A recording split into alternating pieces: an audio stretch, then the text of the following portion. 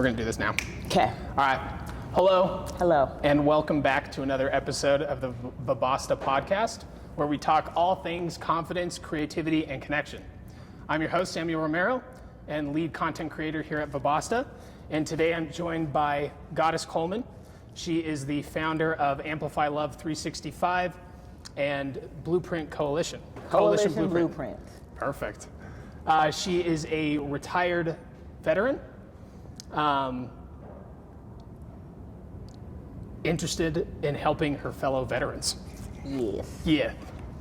The topic today we're going to be discussing is going to be the art classes that we're going to host here at the Sentient Academy. Yes. And what is your vision for that? God, we're going to get better at this. We're going to get much better at this. We have to get better Yes, at it because we will. we can't get worse than Yeah. this. Everything starts out in its infancy.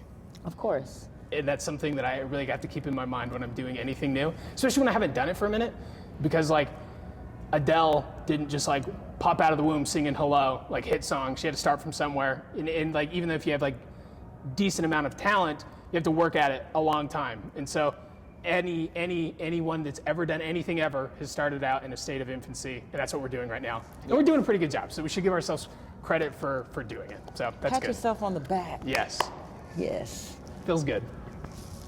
But yeah, so who, what, where, and why on this? So Sentient Academy is a art school by Keith Huang.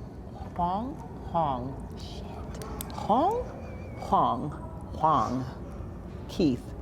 I met him at a Rev Road event, a 1 Million Cups event, and we started to speak about solving problems, basically. I have a problem that I would like to solve with Coalition Blueprint, helping disabled and under-income veterans, become more self-sufficient and empowered. Keith's problem or solution that he's creating is making art more accessible to the underserviced demographic, as well as everyone else, but primarily like underserviced demographics, because he says that art is important. Now I'm trying to remember what he told me about what he said art was, but it's important. It saved him in his life. He went through I don't even know if I should talk about other people's stuff? We could edit anything out. Yeah, that's what I figured, but Yeah, I don't know. I guess it Should I? depends on how comfortable Keith is. yeah, and I feel like that might be his part. Like, okay, let's see. Yeah. So we'll go back to the when, where, why, all that good stuff. So met Keith, and his passion is to make art more accessible to everyone. His ideas about how art is important for just humanity, our culture, just a lot of different things, It saved him from a depressive moment that he had in life. So he does feel like art is very important. I do too, for culture and creativity. I always feel like creativity is really important. And we're working with kids, so from 6th grade and up, we'll create these art classes that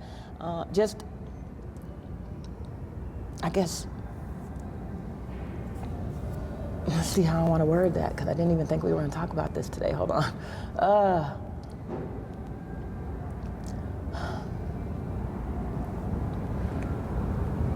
Because we kind of have like the same goal, but different.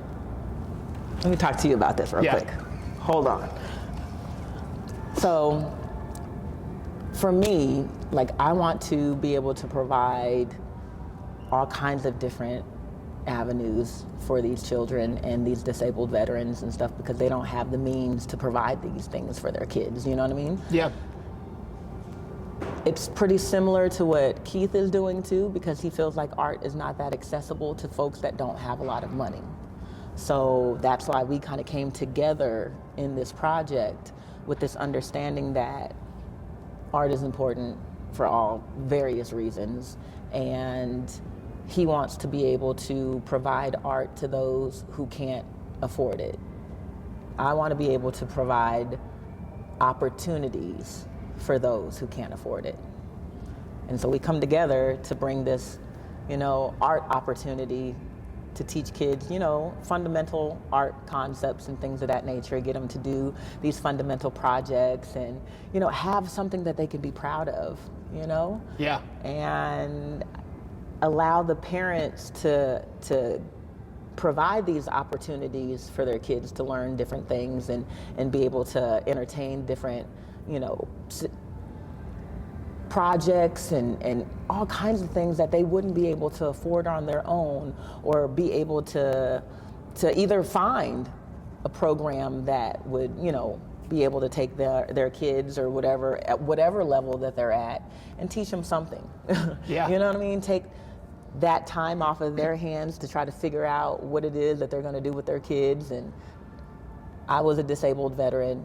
I'm still a disabled veteran. I don't know why I keep on saying was a disabled veteran. I am a disabled veteran who was under income with children, trying to figure out how am I going to afford to take care of my kids all day long, because they eat.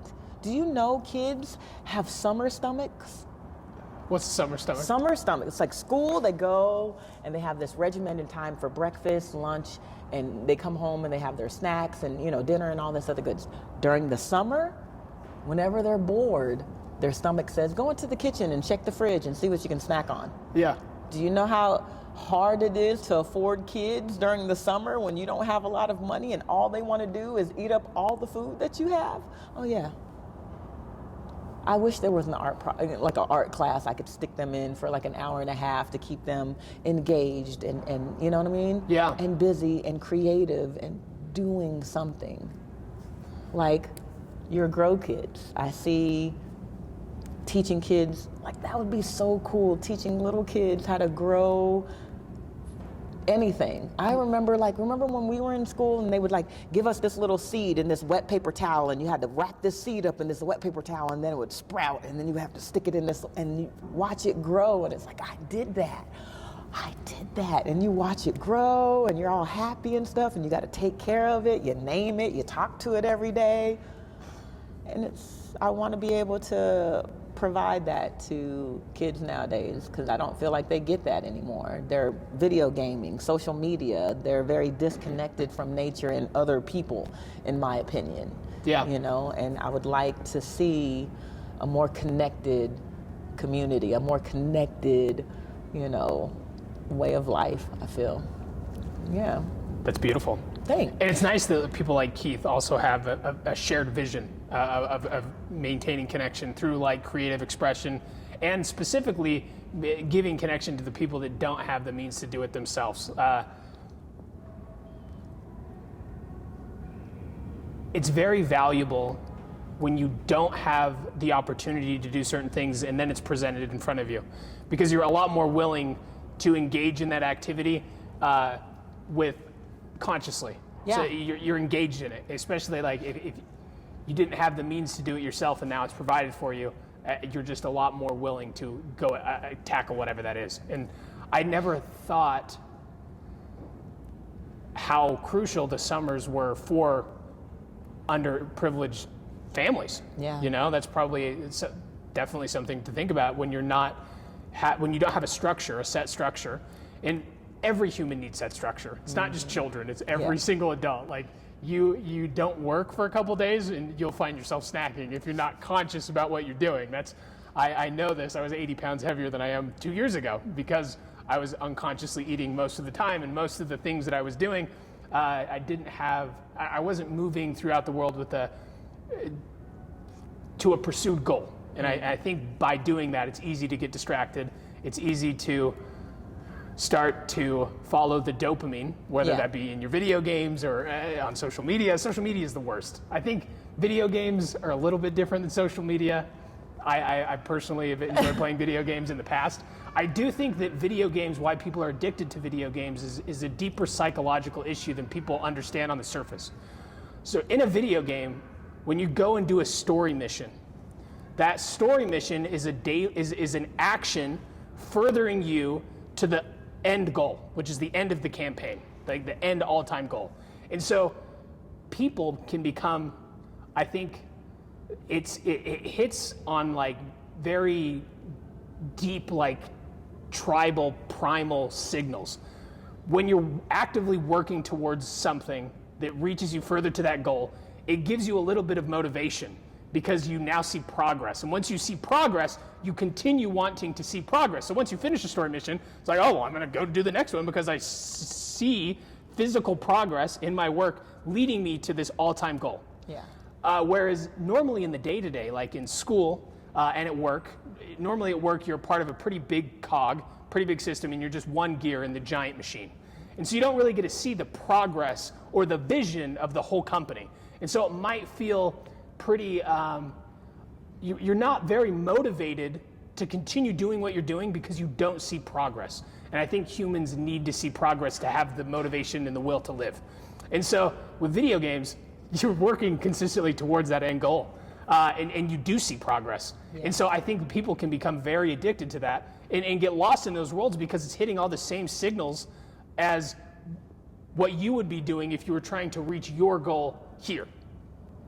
And that's the funny part, because like if they would just translate what they feel and do with their video games into their real life, because that's what it really is if you really think about it. You know how if you think about the levels as your age and the tasks that you have to complete in order to get to pass that level, you know, because there's always these tasks that you got to complete, this enemy that you got to, you know, fight and defeat before you get to the next level.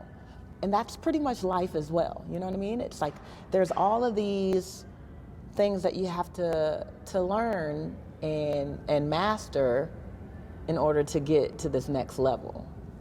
Some people are really stuck at a certain level, age or whatever you want to call it, because they either refuse to understand that there's these lessons that they're supposed to learn and master. You know what I mean? You're not supposed to keep on falling. One of these days, you're gonna learn how the mechanics of walking, you know what I mean, happen, and you'll master that, and you'll be walking, and then you'll have to learn how to run, and then you'll master that, and you'll learn how to jump, and you'll master, you know what I'm saying, and climb and do all these things. But there is this endless task list of things that you'll learn in your life, in your lifetime. And I think a lot of people fail to realize that all of this is learning. You're not supposed to be perfect at anything. Thank you. Yeah, you're not. You know, not Yeah. everything is art. Actually helped me recognize and realize that, though. I remember going to art therapy for my PTSD, right? I had this art therapy lady, and she would just bring stuff to our meet. Like one day we'll be painting. Cool, let's paint. What are we painting? And she was like, whatever. Just paint whatever you want. I'm like, okay, so I'm painting, and she's talking to me, and I'm just painting stuff, and I'm like, I don't know how to paint anything. Like I can't draw, I don't know. You don't have to know how to paint anything. Just paint what you feel.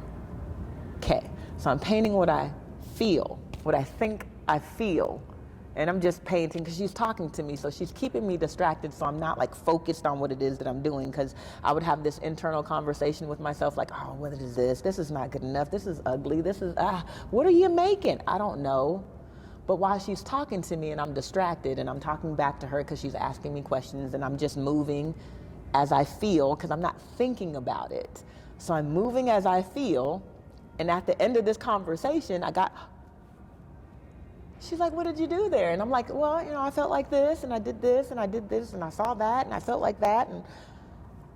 But it was a discovery of just understanding that there's things in this world I'm capable of all kinds of things once I get out of my own head about it, once I stop believing that either I can't or can do something, you know what I mean? Because thoughts.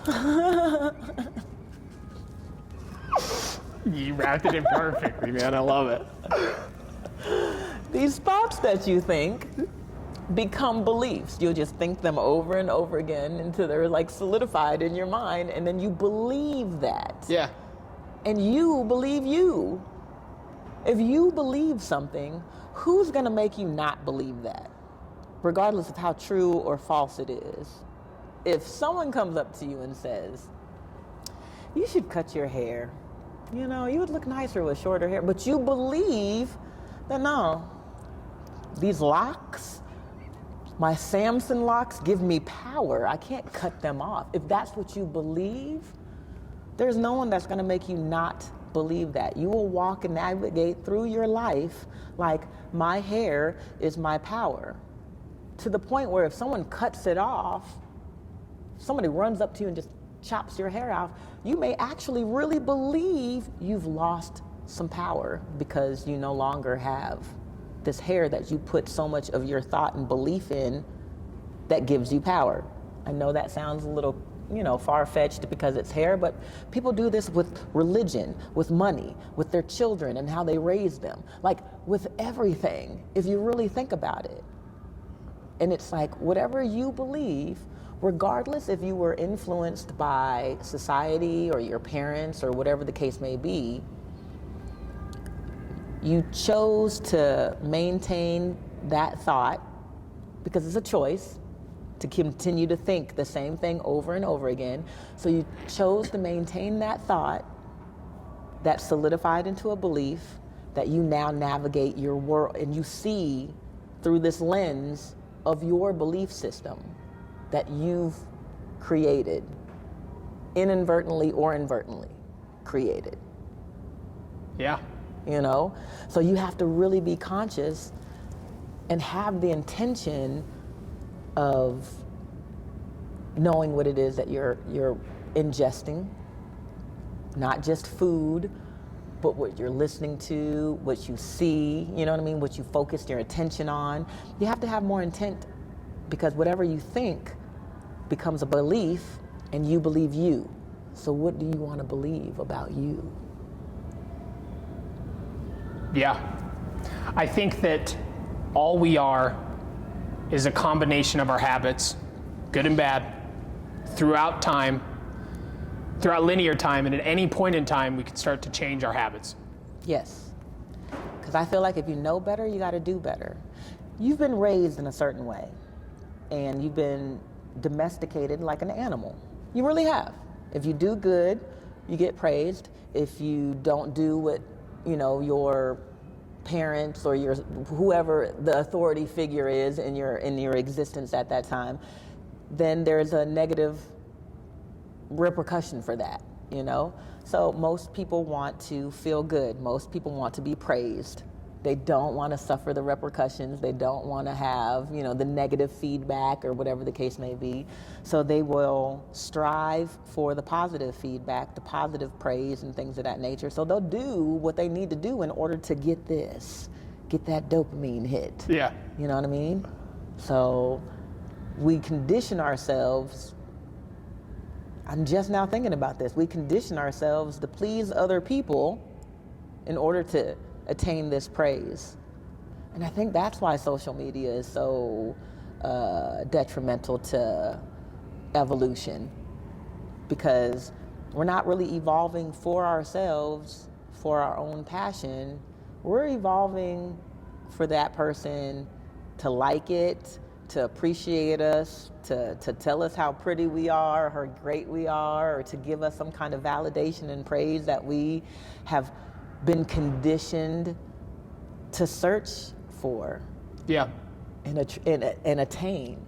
You want to get the honor roll, and from very young until death probably. Yeah. We're attaining these things that our society says is important. Our society says that we measure how successful you are by these metrics. And so you live your life trying to attain these metrics so you can appear valuable or successful in the eyes of society, even when you feel differently about that within yourself. Yeah. I used to be very materialistic. I was a shopaholic. And all of the items that I owned in my house were all a reflection of my worth. And all the items that I owned in my house, I got on like a really good deal. So I could boast about it, be like, yeah, man, I got this $1,300 computer for $500. Like, I just saved myself $700 after spending $500 on a computer I don't need. Yeah. And all of the things that I owned were a semblance of status. I was a collector, I like to think of it, is I was collecting value in my life to show people, hey, look at all the shit I got, I'm valuable. This means I'm valuable because we as a society say these things are valuable. And so I have these things, hence I feel this way. I didn't feel valuable personally because I know that I hadn't achieved anything that I personally wanted. I was just going after things that I associated with being valuable by being domesticated and be like, yo, these things are the things that are valuable, so strive for these things. And I played the game well. Now I own fewer things than I did in the past, but I do have higher priced items that are now tools. Yeah. And I view them as tools, as you should view everything is a tool in your tool belt, whether that be like a habit, a piece of equipment, money. Like everything is a tool to get you to what like to. It's everything is a tool for you to use to get to what you really truly want. Yeah. And everything needs to be viewed through that lens. Because if it's not viewed through that lens, if it's not a tool, like you could have all of the art supplies in the world, but if you didn't care about drawing, it wouldn't matter. Right. Like you could have like the best pens, the best pencils or whatever, and all you are is a collector. You could own everything. But the idea of owning things is a tool of self-expression. And Yes. so I think that is something that is also very unique about art, is because it does teach you that just to go with the flow of things, man, just to do it, just to like make it up as you go along. And that's a fine thing because that's what everyone's been doing all the time forever. No one said that like certain degrees were valuable until someone just like decided that they were. And they're like, we should shoot for this. Great, all right. Then if we want to shoot for this, what do we have to do to get there? Yeah. And you can do that with every single thing. And that's what school is supposed to teach you is, hey, you have this aim, this vision, this goal. Okay, what are the logistical steps to get there now? Backwards plan. And what tools do you need to use to get to that thing? Right. Whereas like if you're just a collector, you could have all the things in the world, but you don't know the function of it, so you're never going to use it. Right. So like, yeah. Or you collecting may is- know the function of it and you still won't use it. Yeah. Because this does this, but I don't need to know because I have it. Right. And that's what's valuable. Right. And I'll have it whenever I may need it, but I might not want to use it because it's valuable. Yes. Like, you seen those people who collect things and they're still in the original packaging and you've never taken it out and you've never used it? What was the intent? Yeah, to collect. And do what with it? I think, I don't know. That's the thing. I think people are just collecting, like, people are so afraid to truly live. I feel that they need to hoard on to whatever they deem valuable, because if they didn't, then they might never have those things. I think it's a scarcity mindset when you're collecting shit. Because like if you didn't collect it, then you wouldn't have it. If you didn't have it, then you're never gonna have it. And if you didn't have it, then you're unvaluable. So like the more things you could collect, the more like the baseball card that's very valuable might be that next month of rent that you might not be able to pay. You're never really gonna like go to the baseball card to sell it for rent. You try to make your means, but I guess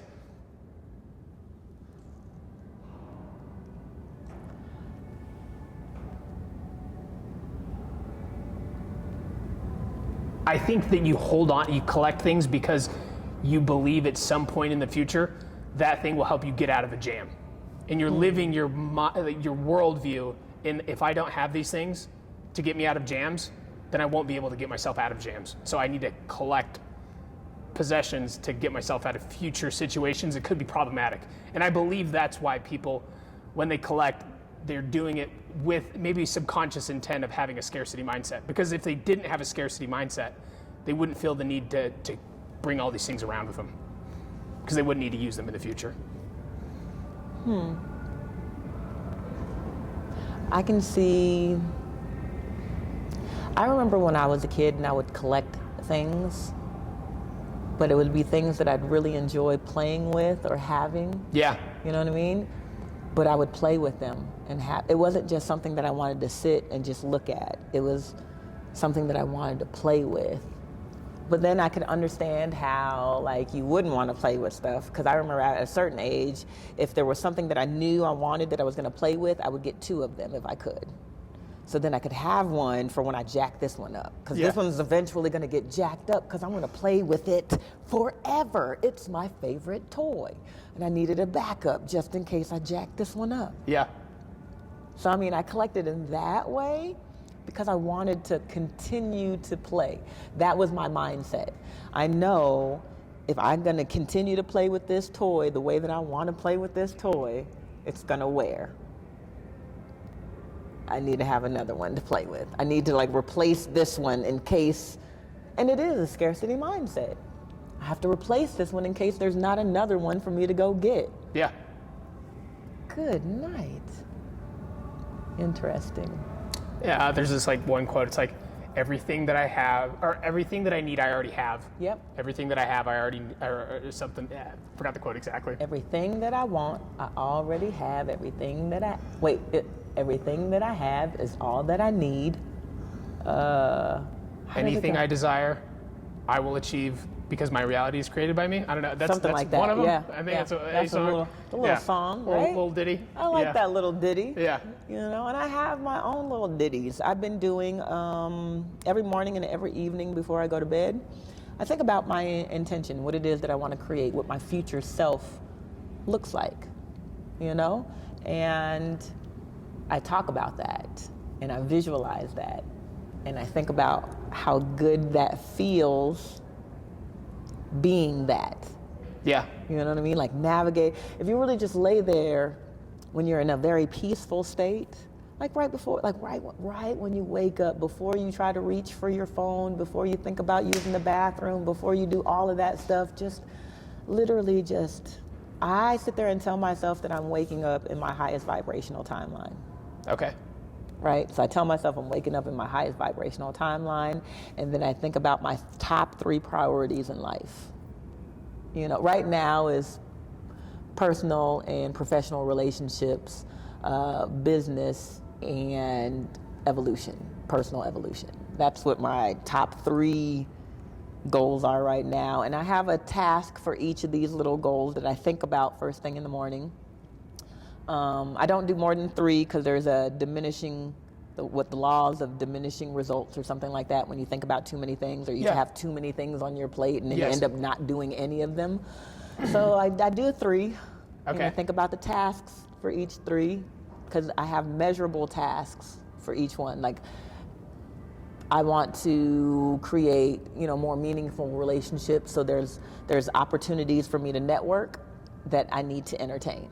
So I put out every month I'm going to entertain X amount of networking opportunities in order to help build meaningful relationships, you know, or for my business creation, whatever. At this certain date, I need to have, you know, this registered and this done and this, you know, just different tasks in order for me to actualize this self that I'm creating actively every day.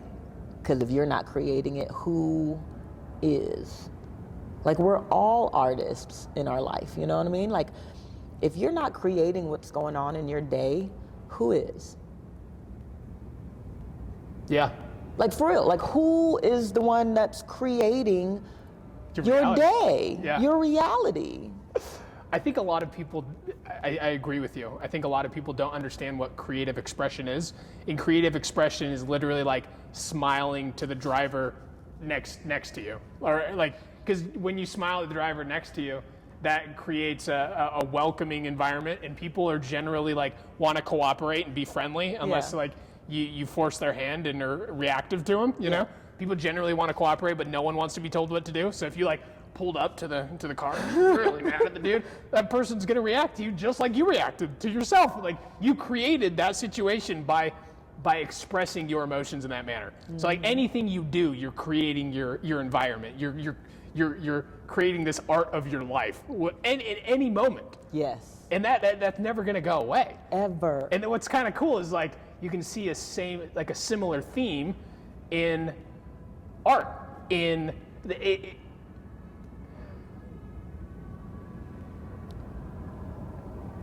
It's pretty great when you consciously and are doing things with intent to see how truly beautiful the world really is.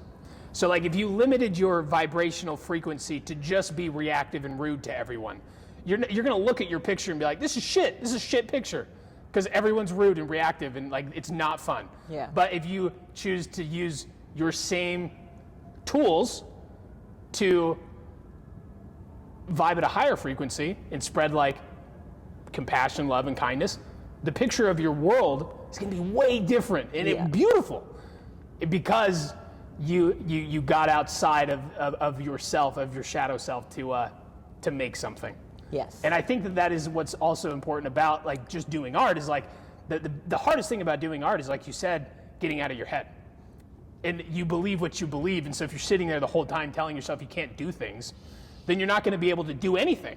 And so that is a very useful skill, especially to give to underprivileged children, because sometimes underprivileged kids are put in a box by society. Like, hey man, this is the things we value, you're below the par, so like you need to be doing something different, right? And if you put yourself in that box and you say, this is what my worldview is, and you truly believe that is what it's going to be. And so being able to give kids the resources to do art at a young age, to put themselves in a headspace where they have to fight that shadow version of yourself or get outside of your way, I think is very important, especially at a young age. To really focus your intention is a huge tool that we never got the opportunity to flex in standardized school here in America, unfortunately. Yeah. Like the critical thinking aspect of stuff is kind of shoved out the window, you know?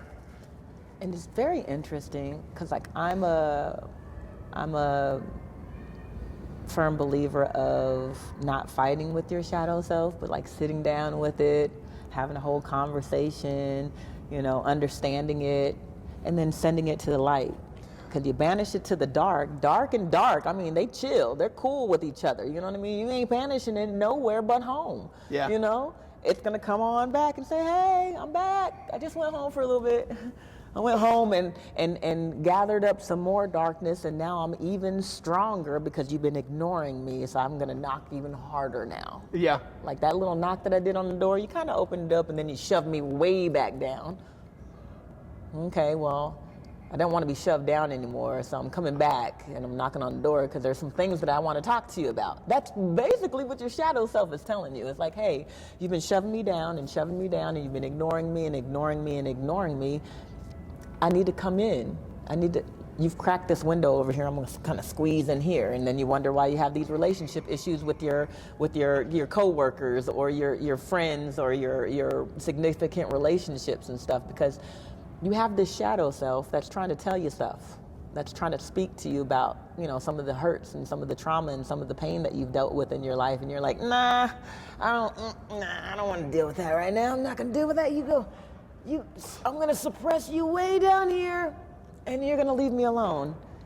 And then you're going to be moseying around in your life as this darkness, as this shadow self tries to seep in all the cracks and all the holes that you have, because you won't just open the door and talk to them and have a conversation and figure out what's going on and things of that nature. Now it's being super invasive in all aspects of your life, and it just pours in a way that you don't know how to manage.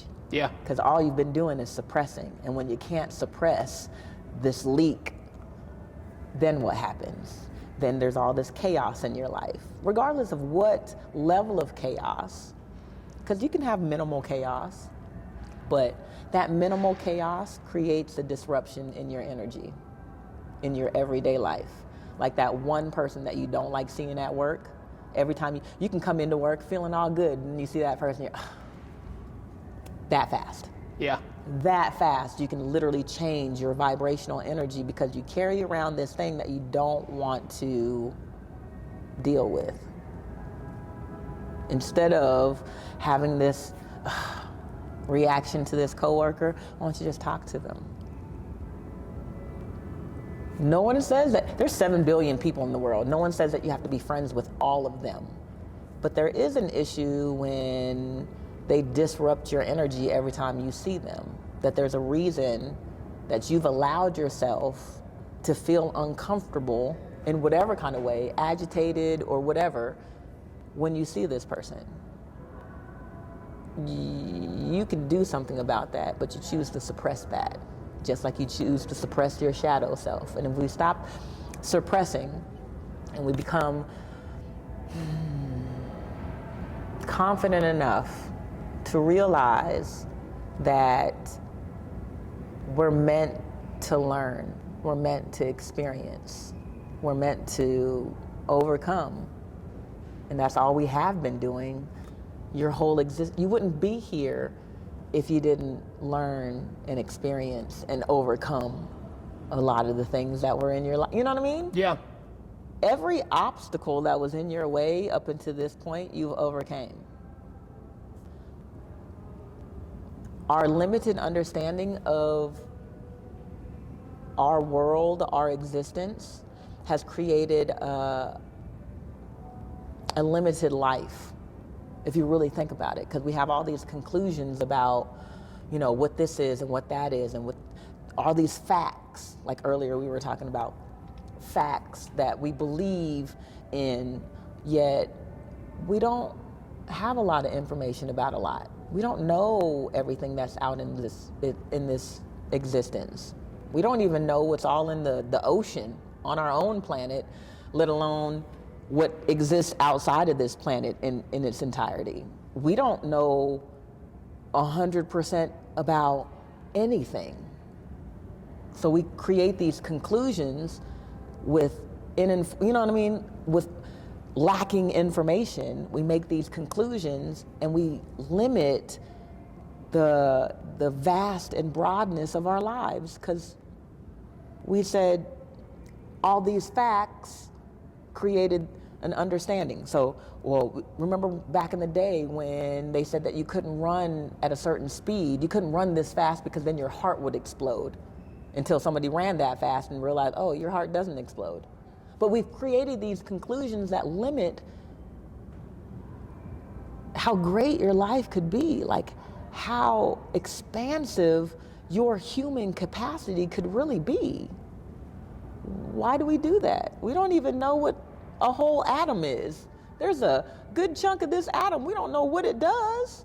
But what we do know, we utilize it for how we do know what it does and what it can, what we understand it can, you know, function as.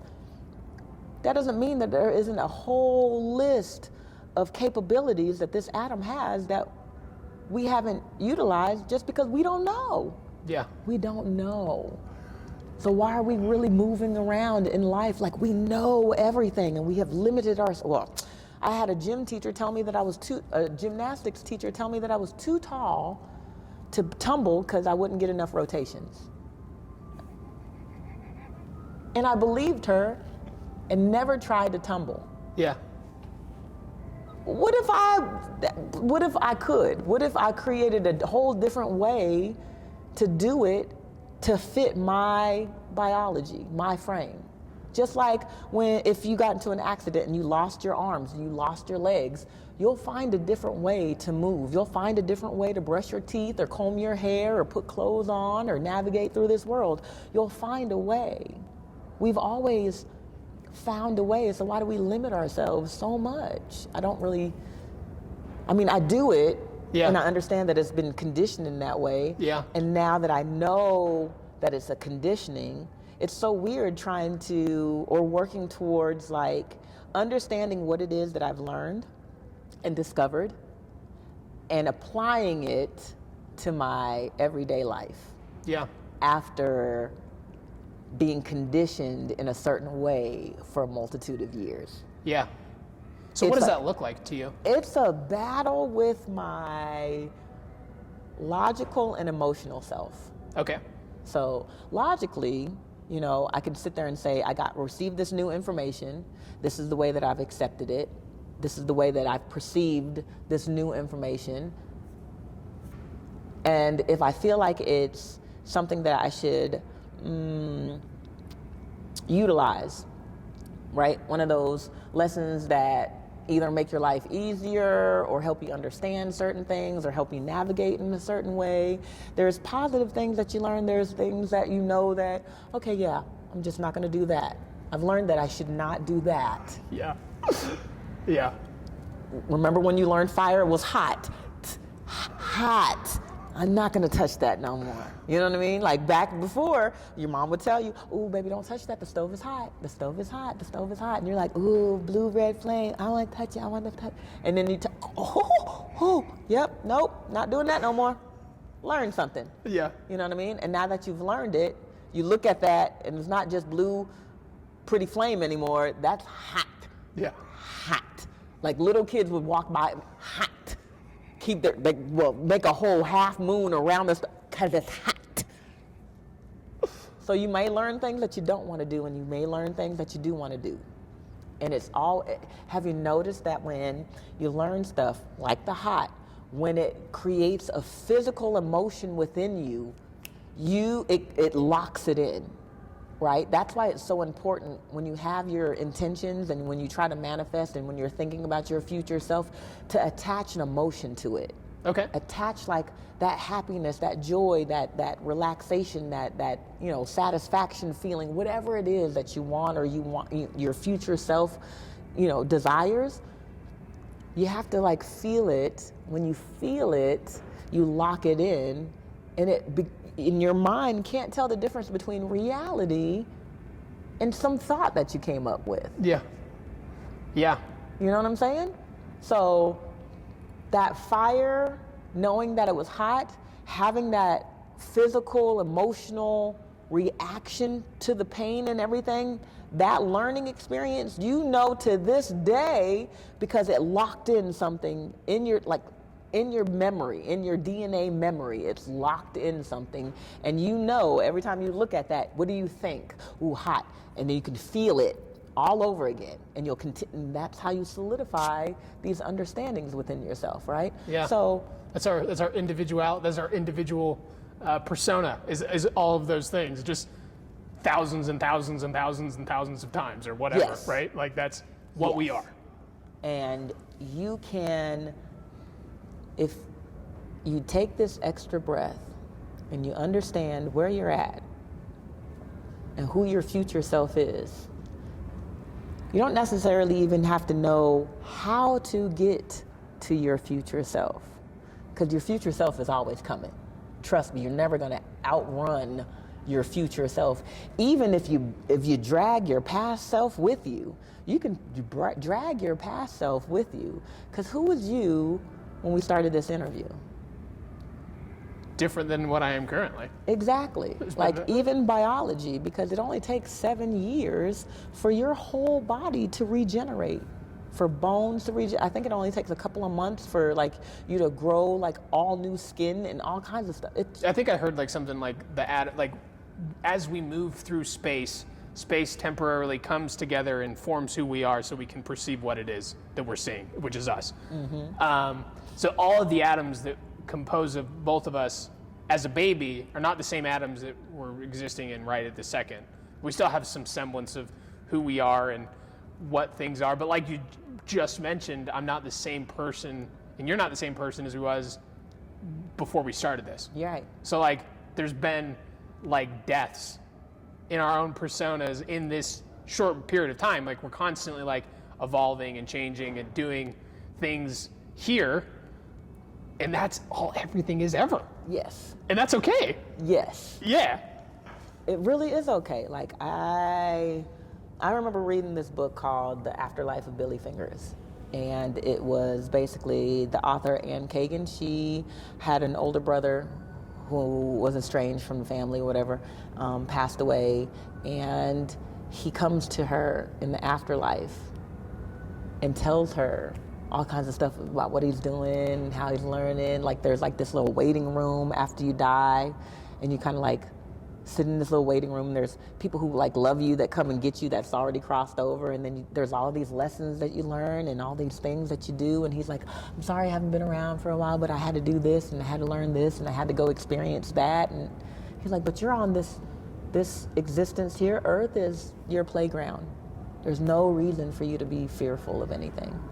You know what I mean? Because like death is just a new beginning. Yeah. Like when I heard that, I was like, what? What have I been scared of? Like I literally had a fearless year. I had a fearless year after reading that book, because I had to really understand that this pile of things that I was scared of, that the unknown, this, well, I don't know about that. But what if, but what if, but what if? What if it's great though? What if it's a great experience? What if we stopped creating all this chaos in our own brain and in our own mind, all this devastation in our own brain, and spend that time and energy creating what we wanted, instead of really like solidifying? We will create a beautiful picture of what we don't want. Oh yeah. And can see it clearly, and will feel anxious and mad and sad before anything has even started. Like literally just thinking about it, you have created a whole emotional reaction from that. Why don't you do something to make yourself feel good though? Why can't we create a crystal clear vision of what we do want to happen? Yeah. And trust in that. But we trust so much that the bad things will happen. We have this like inherent belief that life is suffering. And if you're not suffering, you're doing something wrong. Because if you're not suffering, you're not working. And if you're not working, then you're not providing. And if you're not providing, then you're failing at life. Yeah. Right? So like we think that if there's some suffering involved, then it's the path that we're the most familiar with. Like, because we've been there. Everyone speaks to themselves negatively and is anxious and afraid of the unknown. We've all been in that territory. We're all very familiar with what it feels like and how and what we do when we feel those things. So we gotta understand where we came from, and where we came from was Homo sapiens that were running around in tribes, and those tribes faced predators. And if they didn't have these anxious, scared thoughts about being killed by a predator, we wouldn't even exist. Right. And so we evolved from hyper-paranoid creatures. So we need to understand that that's like our default signal coming in. Like, we're a computer program. This is the way we're programmed. Yeah. We're social. We need food. We need 8 hours of sleep. This is what we do. And I truly believe if everyone were to look at humans the way that we observe any other animal in zoology, and we just did what humans are supposed to do, we might all be like not sitting here with existential angst of like, what the fuck is going on? Like, what is my life? It's like, just live your human life, you know? We're supposed to be creative. We're supposed to connect. We're supposed to like, we live in an abundant life. Like being a Homo sapien is really, really cool. The fact that we can believe in fiction, the fact that we're even having this conversation, that we could have like some semblance of an individual persona and like be able to share our unique perspectives with one another is like beautiful. Yeah. And that's something that's very unique to this experience, and it's something that we shouldn't take for granted, because once you know what it is, well, like, because we're like, all we are is a collection of tissues, organs, neurons, and we just happen to be this whole piece, this whole collection of things.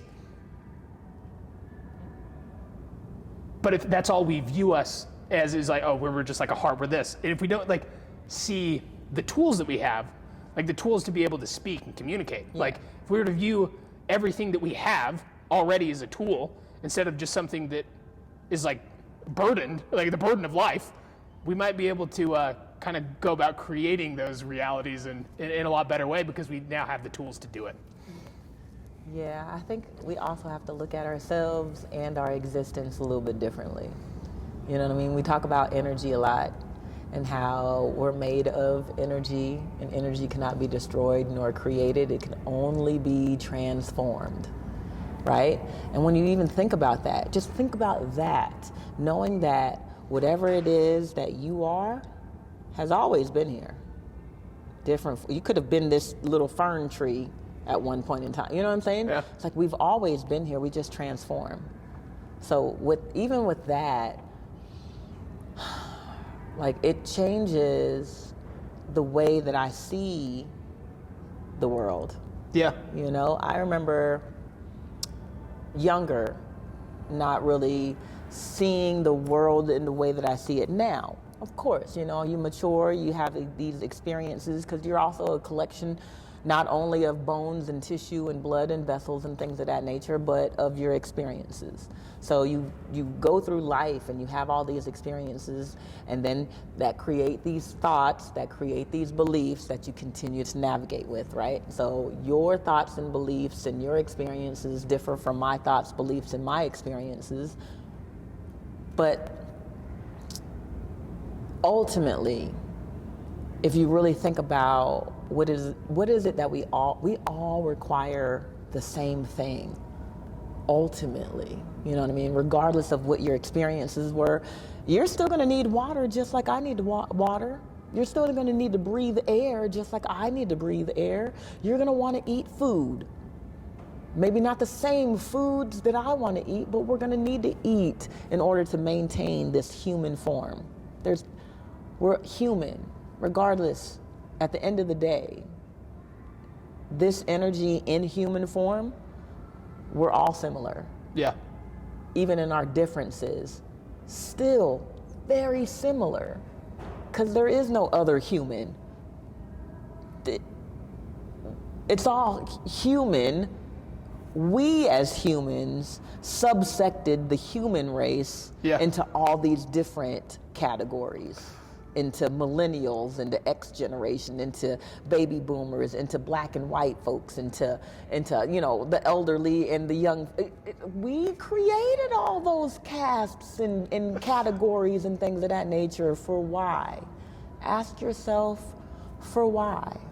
So there can be a section of people that can feel more superior than another section of people. So there's one section of people who feel like they can rule another section of people.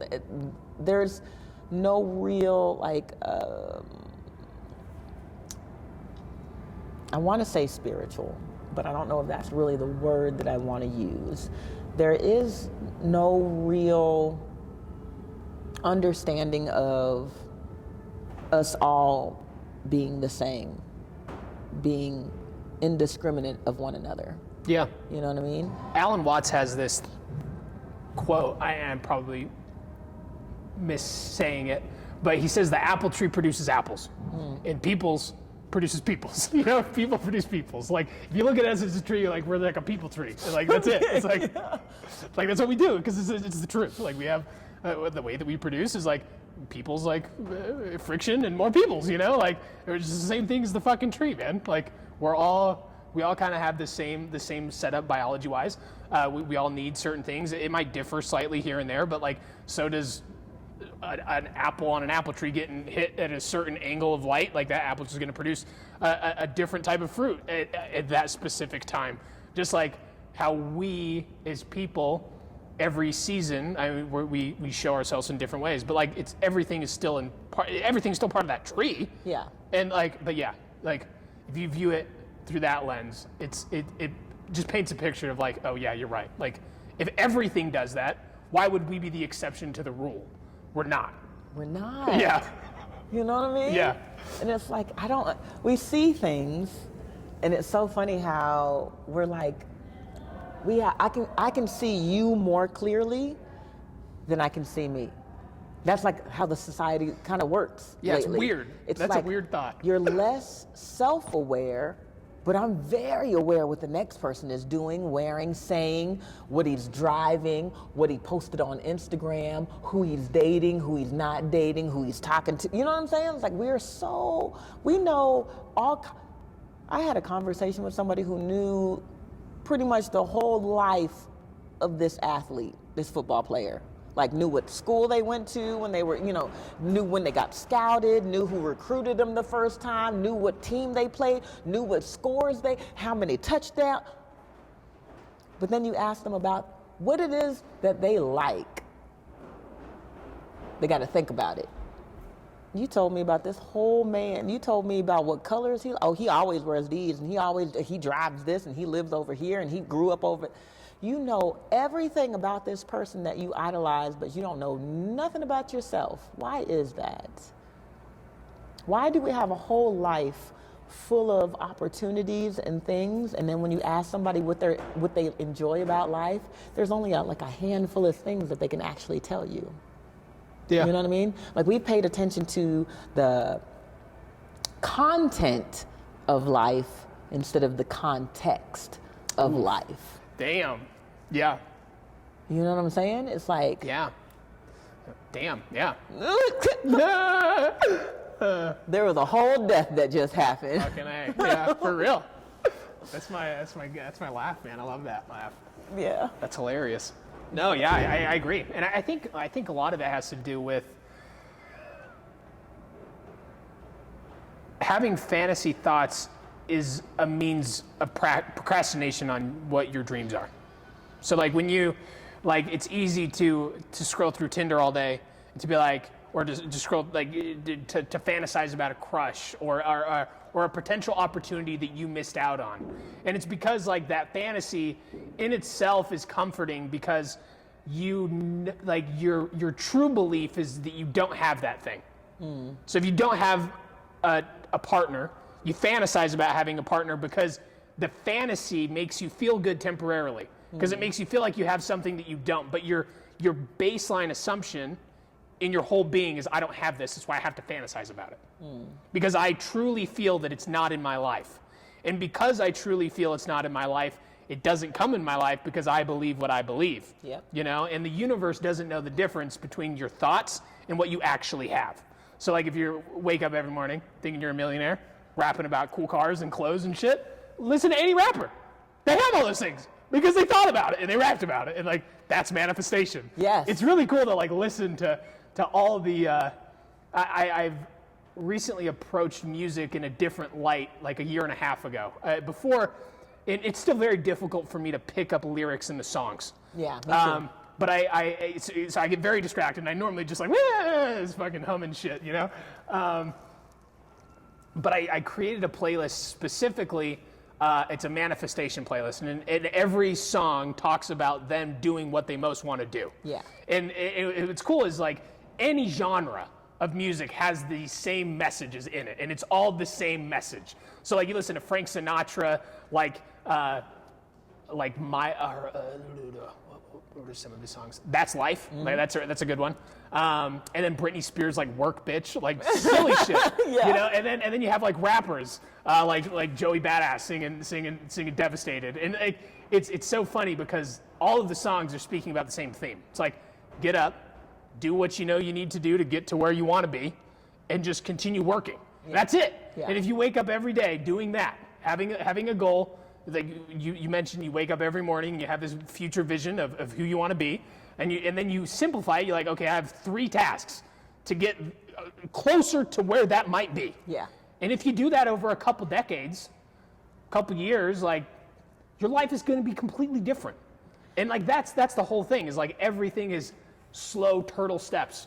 That's the turtle and the hare is such a crazy cool story. It's this turtle's just fucking doing his thing, just moving Steady. Step by step. And we don't believe in all of this time that we have if we use it. That's the thing. Life is very fucking short if you waste it on figuring out how that dude went from school to school and what clothes he wears and all this shit. But if you woke up every single day and you're I have a couple tasks to get to where I most want to be. And today, I'm not going to be distracted. Your life, we have a lot of fucking time if we lived our life through those lenses.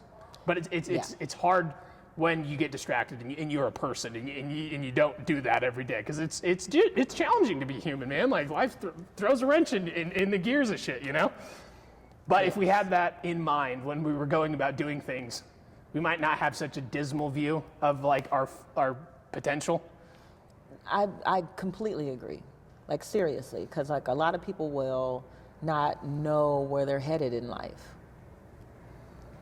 No intention. They're just going. They're just getting in their car and driving $4.30 a gallon worth of gas out of it, just moseying. Because there's so many people, I'm a life coach, so there's so many people that I talk to that are, if there was only more hours in the day, how many hours a day do you play on Facebook? Yeah, for real, dude. Or play those games on your phone? Yeah. Or gossip about whatever you're gossiping about with one of your friends? How much time do you just waste bad talking yourself about not doing anything? I should be doing this. I should be working out. I should, as you're laying on the couch, not doing none of that. Yeah. You know? And it's because you don't have a clear vision of what it is that you really want your future self to be. You're just unhappy with who your present self is. And because you use logic to wrap your head around why you're in the situation that you're in all the time, that's the same kind of energy that you're giving to your future potential of whatever. So like, for example, I've had issues with my respiratory system, and I put myself in this little box of like, I have this thing, and like, because and then it's hard not to compare yourself to a version of who you were in the past. So say you were pretty athletic in the past, and you were killing it. You were fucking like quarterback of the football team, you were running, you were doing all this shit, and then now you're 30 pounds heavier than you are now, and it takes a lot to just do minimal physical exercise. Yeah. And you just feel shitty, devastated. Yeah. You're like, I used to be this. I always compare myself to what I used to be, but you're not really focusing on the tools you have right in front of you. It's like, did you try to go to the gym today?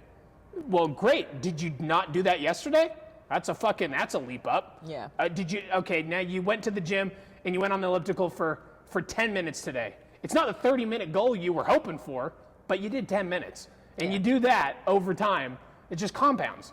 And we get trapped in these like thought prisons of like, well, if I go out and if I don't meet this thing, then everything's fucked.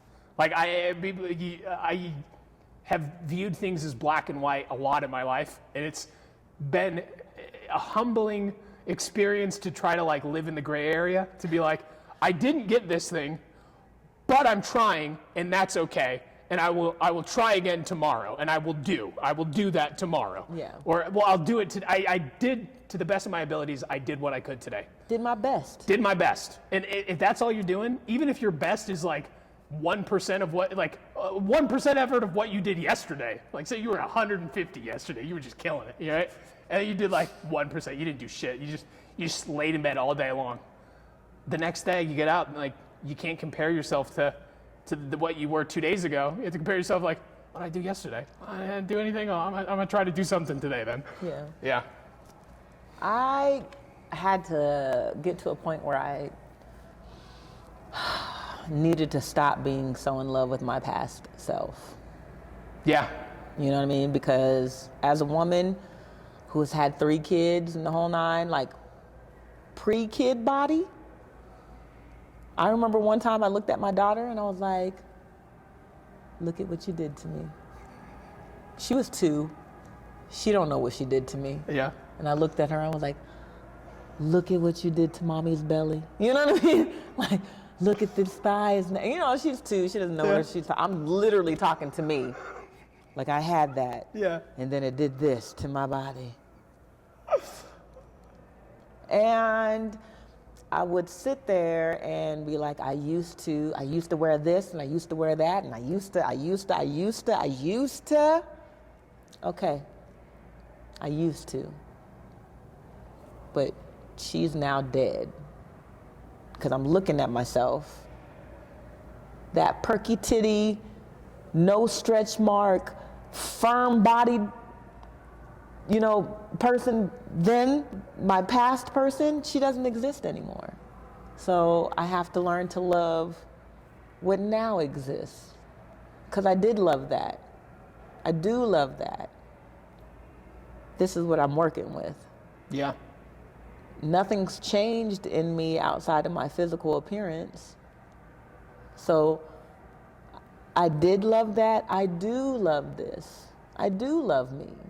And I'm evolving in a different way. Yeah. Ooh. Yeah, I think it's a beautiful lesson that people should approach the next upcoming decades with that mindset. Yeah, like it's the I truth. love getting older. Yeah. I do. I love getting older. It's a badge of honor that I wear.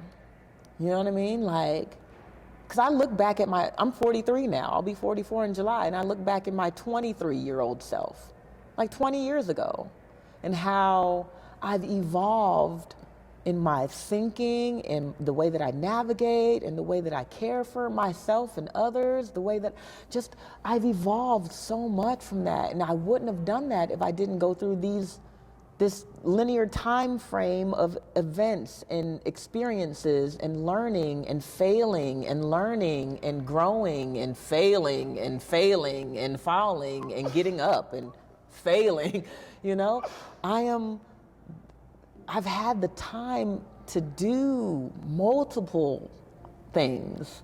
I've had the time to fail so many times that even in my mind, I'm like, there's got to be a finite number of failures you can have in life. And if I get them all done now, if I fail as much as I can now, I won't have to fail that much when I get, you know what I mean? Yeah. In my future.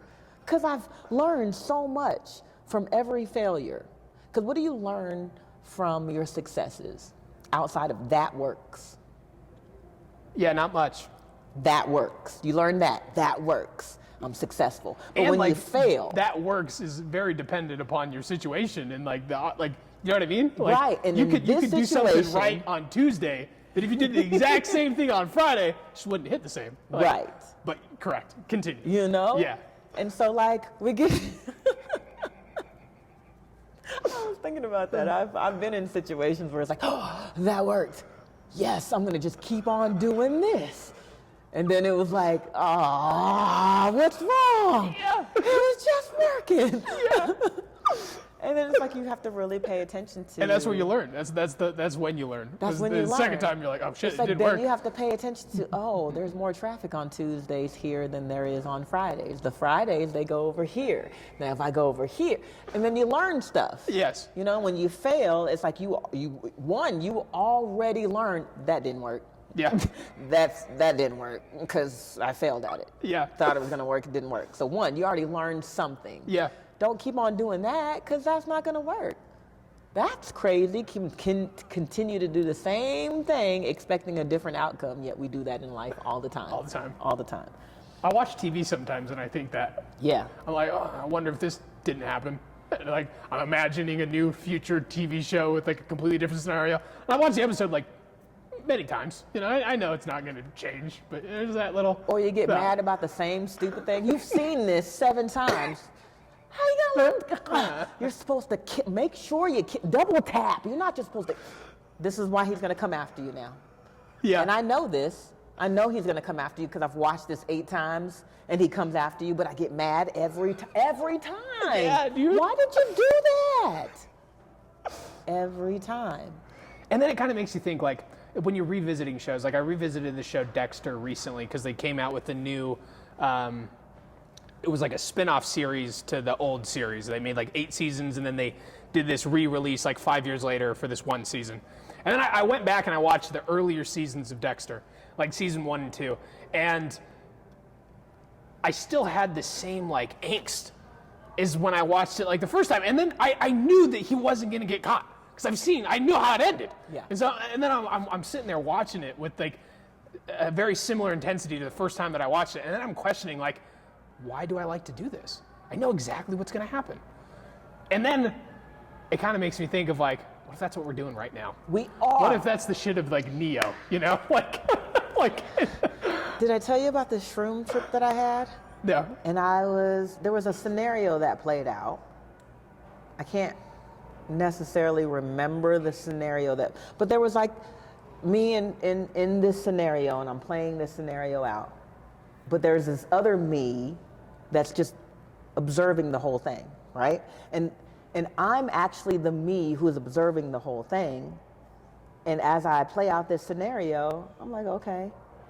And then it's like a rerun. Same thing happens over again. And she, like me, is going through the motions like you don't know what's about to happen. We just did this. What do you mean you don't know what's about to happen? It happened over and over to the point where I'm just cracking up now. I'm laughing my ass off. It was like, you are funny. You don't really act like you don't know what's about to happen. Same scenario, even when it was different people. Same exact scenario, and then it was a different person. And then I was looking at it, and then same exact scenario, different location. And then I was looking at it. Yeah. Then it wasn't as funny anymore because it wasn't like the same thing over. Because you'll recognize if I kicked you.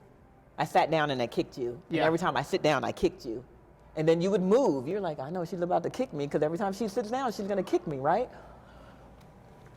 But it was a situation where it was like, I'm you and I'm me and I'm kicking you. But the me that's being kicked is not smart enough to move from knowing that every time I sit down, I kick you. Yeah. But I'm not going to move.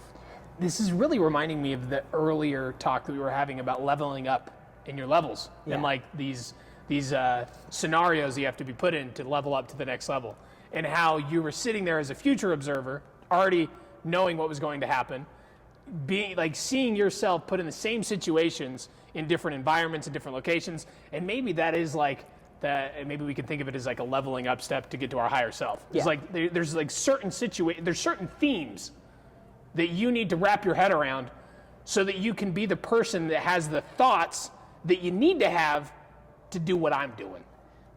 So, remember when we talked about the video games and how there's these tasks that you have to complete, and this little monster or whoever the assailant at the end that you have to beat in order to get to the next level. And I do feel like that's life too. So you're presented these lessons in life, right? And it's like, are you understanding these lessons? Are you understanding the task at hand? What is it that you're supposed to learn from this lesson, so then you can compound what it is that you're learning with some other stuff that you're learning, and then you go to the next level and you take all that stuff that you learned from that first level and then you apply it to this next level, and then you learn more stuff. Yes. And what's funny is like you mentioned that is like you're bringing all of these tools with you, all the knowledge, and like as you're leveling up in a video game, you're bringing all of the all weapons that are specific to that, yeah. that level type to then interact. Like you can't use a level 20 weapon on a level 1 character when you're level 1. Right. But you have to get to You won't even know about that exactly. level 20 weapon. You know what I'm saying? Like right now we know what we know. Right? In our human existence, we know what we know. There's so much going on in the ether and everywhere that we don't understand. There's spectrums of light we can't see. There's volume we can't hear. You know what I mean? Yeah. There's things that exist that we can't touch. There's things that exist that don't even spark and make themselves known until you put your energy into wanting to know that it is there. Yeah. The active observers is a really weird thing. Like, you know what I'm saying? Like, I've really been in this current level where I'm supposed to understand, like logically I understand it, emotionally it's not all the way there yet. I don't know if that makes any sense because I'm a very my dad thinks I'm a weird woman because I'm a very logical woman. If it doesn't make sense, like it needs to make sense to me. Like I don't care how you feel. That's cool. You feel like it makes sense. I don't. You know what I mean? Like, I need you to be able to explain that to me because it doesn't make sense to me. yeah. You know what I mean? And if you can't explain it to me, it don't make sense to you either. Because I think what Albert Einstein says, that if you can't explain it to like a third grader, then you don't really know it. Yeah. You don't know the information if you can't dumb it down and explain it to a third grader.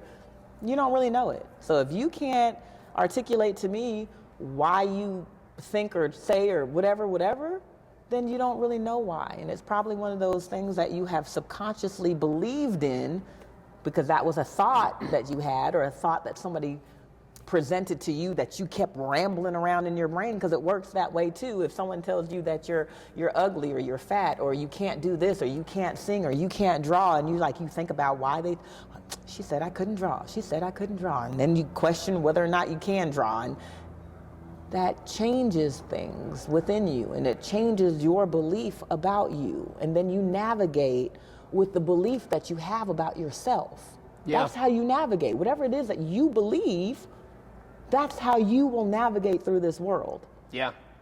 I think we're all kind of pop out of this world as like a tuning fork that needs to be domesticated. Like we're this tuning fork that whatever you tell us, we're gonna pick up. Because no matter where we pop, like we're all human, right? We all come from the same tree. So if we popped out in like Nepal, we'd be talking a different language. We'd be having completely different experiences, and we'd understand those experiences because we were raised in that area where the tuning fork was tuned into that environment. Exactly. Just where like now our tuning fork is tuned into this environment. Right. And like everyone existing anywhere is doing the same shit. Yeah. You know, and I think people are generally the same. People generally like want to cooperate and help out and love and spread shit. Like you observe anywhere ever. Like people function that way. Yeah. It's interesting that if you were to really think about that we are all just like this little tuning fork, and this tuning fork tunes to whatever the environment tells it to tune into, and then like those become your beliefs. So like most of the beliefs that we have about ourselves and just about the environment around us, a lot of those conclusions we didn't come to logically.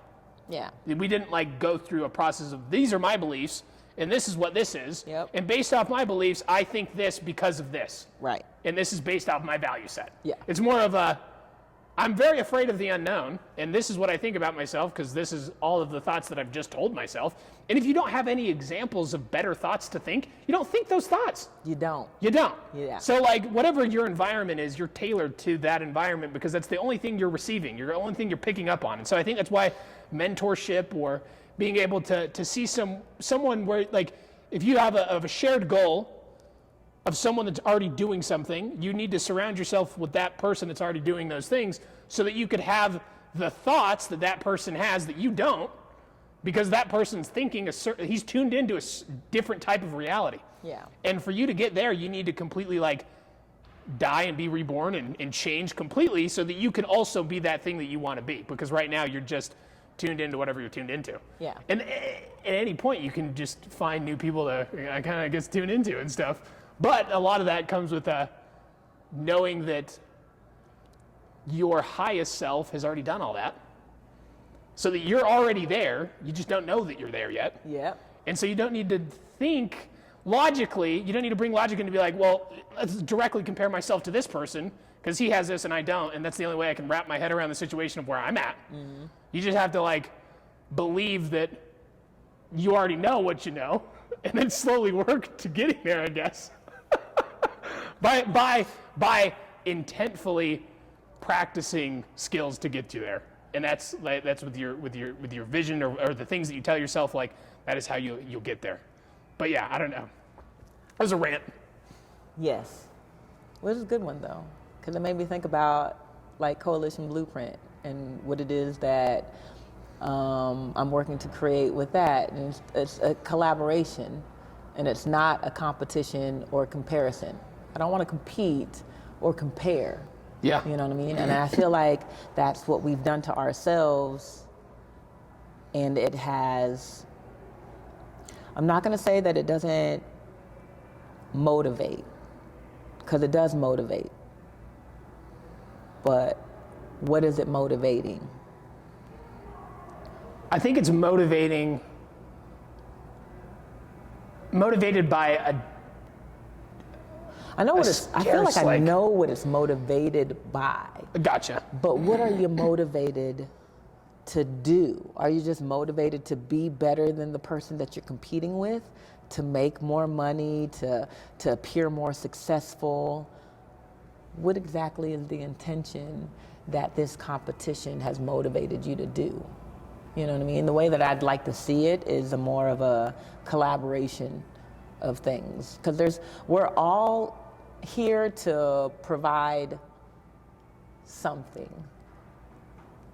I don't know what you're meant to provide, you know what I mean? Yeah. But I know there's something, or you wouldn't be here if you didn't. If you really think about it, how many things really exist that have no purpose?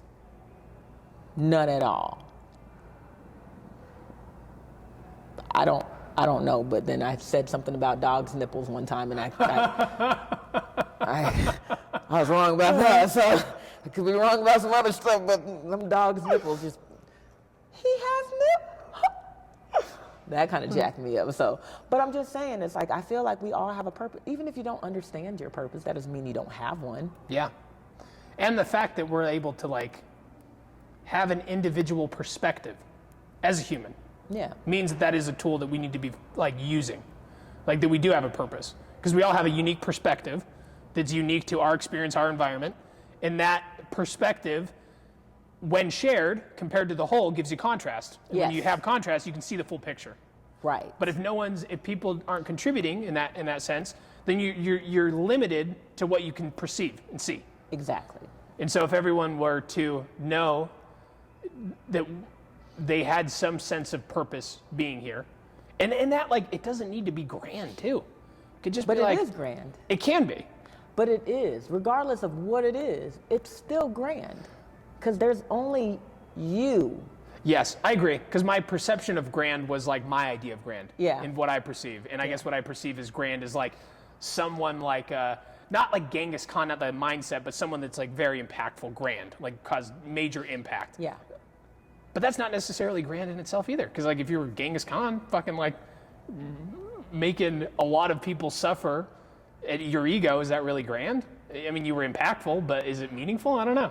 I mean, to somebody it might be. Like if you think about things on a different level, like if you think about when Genghis Khan was in power and he was out there raping and pillaging all kinds of different villages and people, and you know how many descendants of Genghis Khan there is?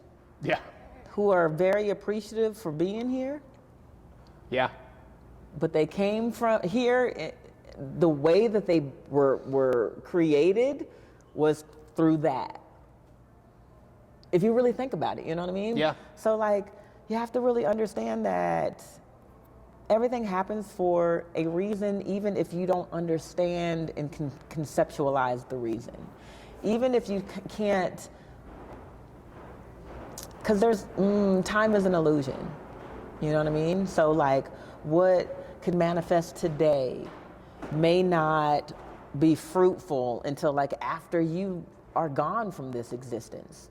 Yeah. Does that mean that you didn't have a grand existence here? Just because you couldn't see the fruits of your labor or the fruits of whatever transpired from whatever you've done here, like this existence and not feeling like you did anything, and then you move on to your next existence and there's people who know what you've done. Yeah. There's people who have taken what you've done and improved on it, and because you've done something that it sparked some kind of inspiration in them to create whatever it is that they created, and then they launch off and make this massive change, for this massive positive change in the world because of an idea that you created when you were here, that you weren't, you know what I mean, that didn't actually come to a fruition in the way that you may have thought it was going to come to fruition, but it was the catalyst that created that. Yeah. We all have a purpose here, and sometimes you may not ever recognize your purpose while you're here. You know what I mean? But your vibration will ring on. It like that ripple in the water, and it just kind of ripples through. Yeah. That's you. You're a ripple that will be felt long after you're gone. Long after that rock has like sunk to the bottom of that ripple still. Yeah. I love that you're using the ripple analogy because it reminds me of the conversation we had a little bit earlier about like being in the car and creating your reality with the responses you give to your environment. Because even if you didn't change the world, you didn't cure cancer, you didn't do all these things, but you conducted yourself in a way where you respected and appreciated the people around you, which then in turn were mimicking creatures, because all we are is a tuning fork for our environment. Mirroring. And then they all did the same shit. Like your existence, like maybe you didn't directly impact the child of the father that's like abusive, but maybe you didn't piss that dude off that day that he didn't go home and beat his kid, or you were kind enough in a situation where that guy started to think a little bit differently, and it created a butterfly effect that had a positive effect on that person's life. Like there's so many moving parts, like you said, like there's so many things, so many moving parts that we don't even understand the capacity at which were impactful. Yeah. Like, and it could be like you being angry at that driver could have ruined that driver's complete day, and then he took that energy and then fought with his wife, and then now they have even more marital issues. Yeah. But like everything doesn't need to be big and impactful to millions of people, but like we fail to realize how impactful we are in just our immediate environment. Yeah. Because it's not just us. Like we're raised to think that we're an individual, which we are, and it's kind of cool that we have an individual perspective and we can go make money and go live on our own in a sense, but that wasn't even a concept 200 years ago. Like it was through the rise of the Industrial Revolution where people started moving to cities, which allowed them to be independent in a sense. Yeah. We were usually just like stuck with family. But even though we're independent and we take on our own individual debts, does not mean that we're disconnected from a social network. We're very much a part of the social network hardcore. Yes. We just don't get to see the immediate impacts because we're kind of sitting here thinking we're like an individual. It's pretty interesting. But I do believe that it's conditioned. I think that if we weren't, like when we're born, we get a birth certificate and a social security card. When we go to school, we get our own individual grades. And we don't, all of the things that we achieve are milestones of what people deemed were important. And if we didn't meet those individually, then we weren't deemed important. And so, and then we take on our own individual debt, and we have everything tailored to this like one number, this one identity, this one thing that we think that we are. However, we're really just like a node in a network. Like we are all of the same thing, connected. So like it might not be a physical, like we're all intertwined. And like when we start to change our little vibration, it fucking changes the web. And when that web changes, that changes that web, and that we're just ripples out and ripples out. It's pretty crazy, man. So you just being yourself, truly, no matter what it is. Yeah. No matter what you're doing, it doesn't matter. But if you can come across as authentic in your own version of what authentic is, then you're a reflection of what people truly want to see themselves do. Like they want to be their authentic self. So if someone sees someone being authentic, they're like, oh shit, that person's being authentic and this didn't happen to him.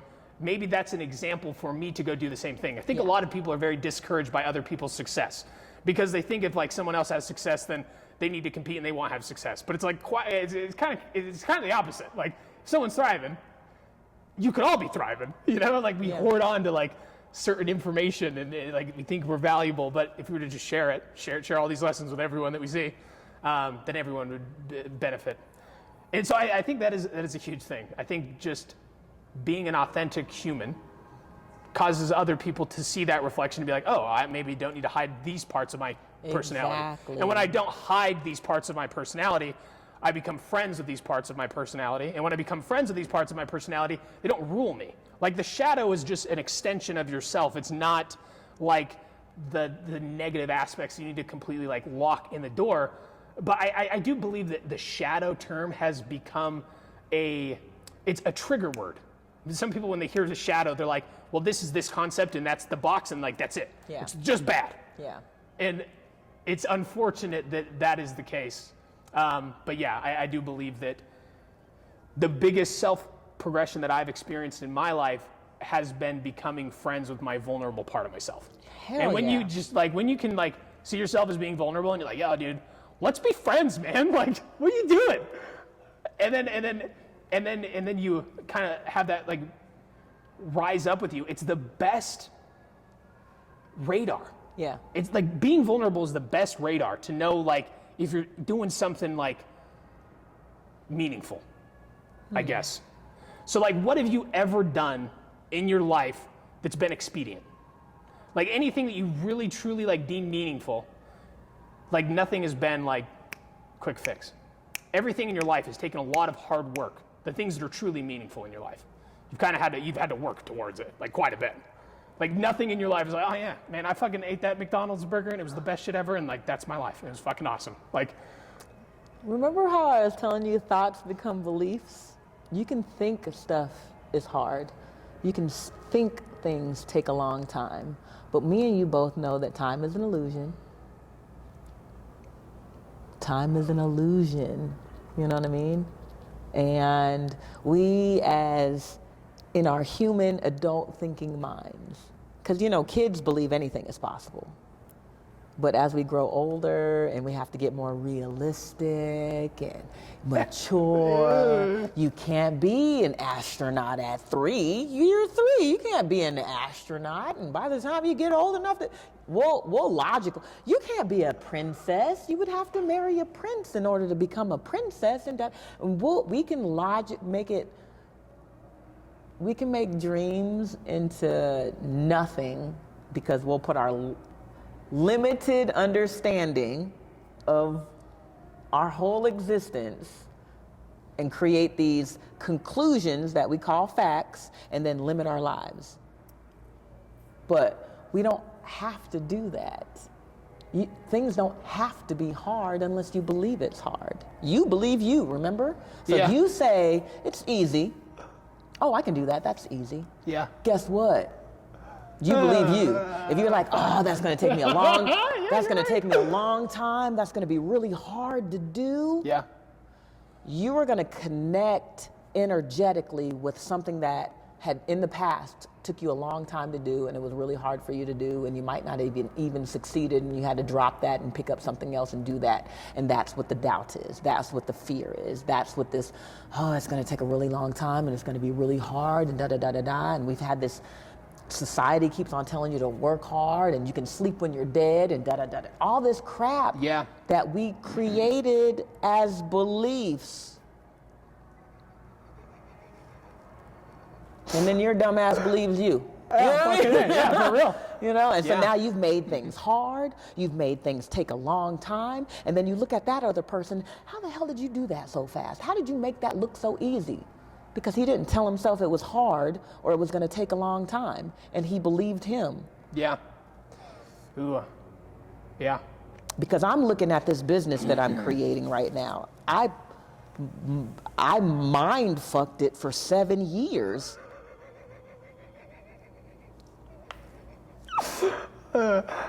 7 years I mind fucked this understanding of this business that I wanted to create, and once I actually started to do it and stop telling myself that I had, I'll do that later, I don't know about that, and I just said, you know what, this is the year that it's going to happen, and it's going to happen now.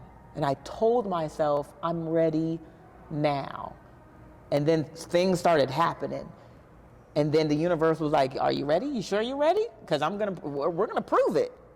And I'm like, I'm stepping into things that if you would have asked me 3 weeks ago, can you do this? I'm like, no. And now I'm doing it.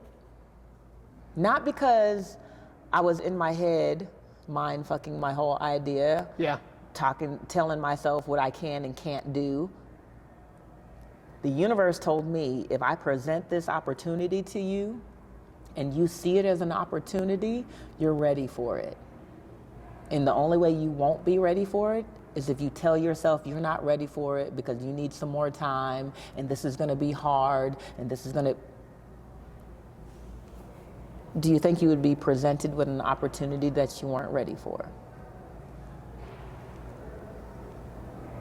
Because it's a whole machine. You're just a cog in the machine. So do you really think you would be presented an opportunity that you weren't ready for? Fuck, man. Yeah. You have it within you. This is an opportunity for you to find that piece of you. It helps you to discover all of those pieces in you that you haven't discovered yet. Your future self already exists within you. These opportunities will come and let you know that you have these skills, you have the ability to do this. It's already within you. You just have to find it. You just have to realize that it's there. That's it. Yeah. You think as a baby, you've seen these big people walking around on their feet, and you're like, how do y'all do that?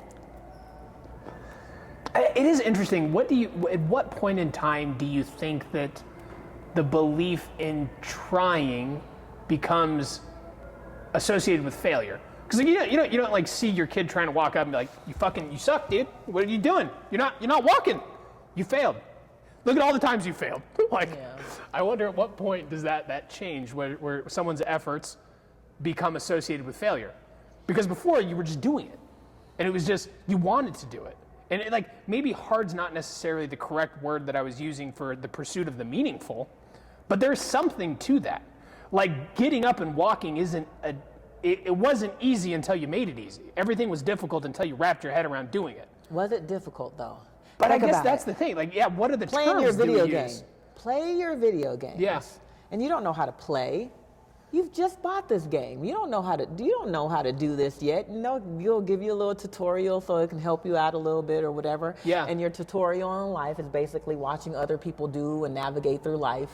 You know what I mean? Observing your surroundings and what's happening and things of that nature. And that's what you're doing in a video game. It's like, hey, there's this thing over here. It's bleeping. Why is it glowing over here? Why did this thing just like beep or I don't know, blink is the word that I'm thinking. I'm like beeping. No, that's not beeping, it's blinking. You know what I mean? And there's all these things in the video game. It's like, oh, what is this over here? Blinking. Okay, maybe I need to pick it up. You know what I mean? That's a weapon. Yes, okay, yes. I can use this. Yeah. But that's how life is. It's like an opportunity. It's like, he's blinking over here. It's blinking. Yeah.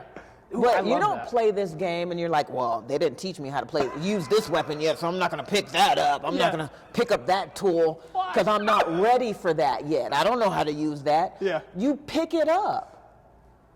You pick it up and you push buttons and you figure it out. Yeah. And even if you couldn't pick up that weapon at the time, because there's weapons in video games you're not ready for. You just haven't met that level. So you can keep it in your little inventory, but you're not able to actively use it. And maybe that is a person, a connection. That at that point in time, you didn't utilize, but once you figured a few more things out, once you have the right intention, then man, look at all the dominoes you've already lined up for yourself. Exactly. You know what I'm saying? And it's understanding what it is that, because I can't use this weapon now, but I will be able to use this weapon. Because you already know what your mission is. Yeah, exactly. Because you have a crystal clear vision of what your mission is, and you need weapons and bigger weapons to kill whoever this enemy is at the end of this round, or whatever the case may be. Or you need this tool in order to get past this next obstacle, so you got to make sure you pick this up. And you figure this out because you lost the first time. You failed the first time. So you played again, and you knew, okay, I need this tool now, You might pass that obstacle and get to the next obstacle and fail that obstacle and have to start back over. Yeah. But you starting back over, you're moving a lot faster now because you've already know up to this point. You know what I'm saying? Yeah. So failure is only quitting. Yeah. That's what failure is. Failure is saying that, you know what? I'm never going to do it. It's not going to happen for me. It's pretty fucked that we have these preconceived ideas of what goes into venturing into the unknown. Like you were mentioning, you just have this limited perception of everything that you are, and you put that in little boxes on anything new that's to come. Yeah. It's like, oh no, I can't do that. That's me. Remember that's me. Mm-hmm. That's what I've been walking around with. That's all I see. That's me. So I can't do that. No. I can't do that. I'm a woman. I can't do that. Or I'm too tall. I can't do that. Or I'm black. I can't do that. Or I'm this age. I can't do that. Yeah. No. We create the limitations within ourselves and our understanding and these conclusions that we come up with that literally limit your life. Yeah, it's coming into, I wonder, we try to hold on to this semblance of who we are, but who we are is constantly evolving. Yeah. So we were mentioning earlier that we are not the same people that we were when we first started this conversation. Then why do we feel the need to run around with these ideas of the past? I guess what I'm trying to mention is it might be beneficial to have the thought of I'm a clean slate every day I get up in the morning. And like, because I'm a clean slate, and I have because I'm a clean slate, I can do whatever I feel that I want to do today to reach to I guess if you woke up every day like in the mind of a child, clean slate, all you want to do is play and create. And when you can get up every morning and you can think, oh, today's a new day, I can play and create. The tools that you have now are a little bit more capable of altering your environment than the tools you had when you were a kid. But it's still like the same mental flex of playing. You just have different tools now, different weapons in your arsenal to effectively create change in your environment the same way you tried to effectively create change in your environment as a kid.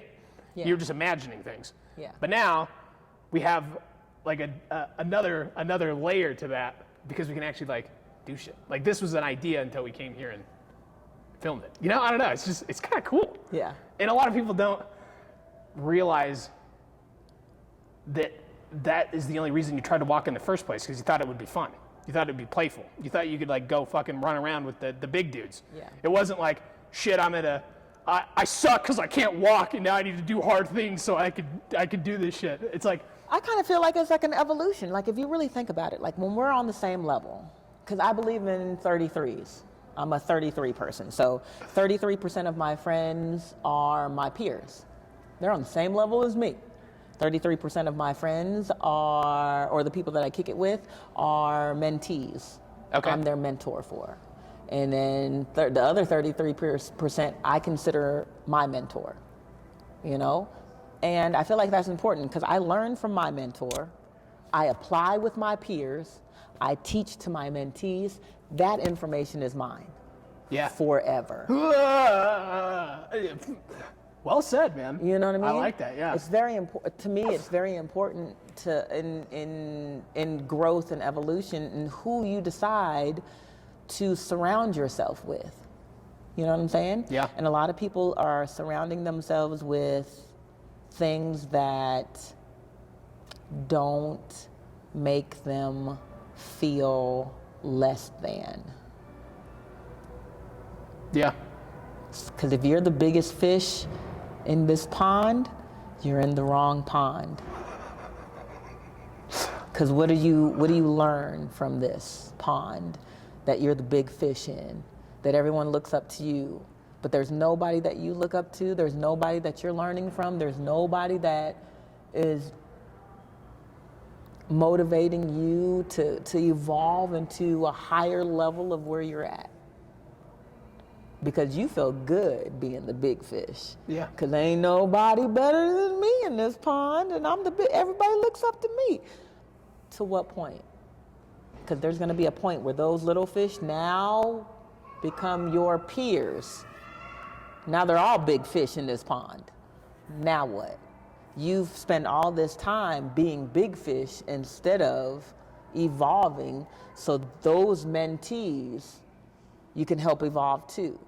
You know what I mean? Like you don't even know what you're trying to strive for because there's nothing that you're striving for because you've made it in your mind. I'm big fish. You know how hard it is to get people to change now that this is our most comfortable generation ever. If you think about Oh, definitely. cavemen and all, we are the most comfortable generation of people. And it's hard to get those people to change when they're comfortable. Yeah. You know what I mean?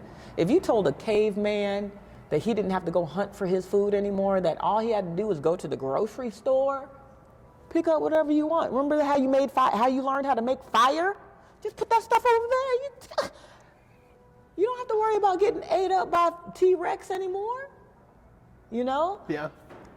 Do you think they would still do what it is that they were doing in order to prepare for the hunt and, you know what I mean, fasting and feasting the way that they did? And do you think they would live in the way that they lived if they had the comforts that we have? So we have all these comforts, and now we're saying, grow your own food. Why do I need to grow my own food? I can just go to the grocery store. Because one of these days, like the government, you've not seen communist countries and things of that. You don't know what's possible out there. You don't know being self-sufficient is a great thing and not depending on somebody to provide you with your basic necessities that you should be able to cultivate on your own. You know what I mean? It's like we've gotten to a point where we're so dependent on somebody telling us what to do and providing us a way and showing us this and showing us that we haven't taken the accountability of ourselves and our lives and how we would like our lives to manifest. We're waiting for someone to give us permission to live.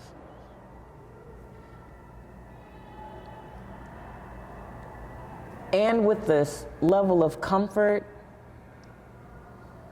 we don't have to change. We don't have to apparently be better people that come off this people tree. Because you have to work in a different way to become a more evolved you. Yeah. You have to do different stuff to be a more evolved you. Because if you're doing the same stuff, you're the same. You're the same. You know what I mean? Evolution happens when there's a change, when there's a growth, when there's a difference. Yeah. You know what I mean? Like, you can't evolve and stay in that's why I don't understand how people think we're evolved from monkeys. They're still here. So how do we evolve from something that still exists? There has to be a catalyst for the evolution. There's a reasoning for an evolution, right? Yeah. You evolve for a certain reason. So if you're evolving for a certain reason, why didn't everybody evolve for the same reason that we evolved for? So we got these monkeys and we got some people who really believe that we've evolved from monkeys. I don't necessarily believe that, don't get me wrong. There might be people out in this metaverse or whatever verse we're in that believe that we've evolved from monkeys. That's cool. But there is an evolution in our human existence, from baby to toddler to teenager to adult to elderly to death.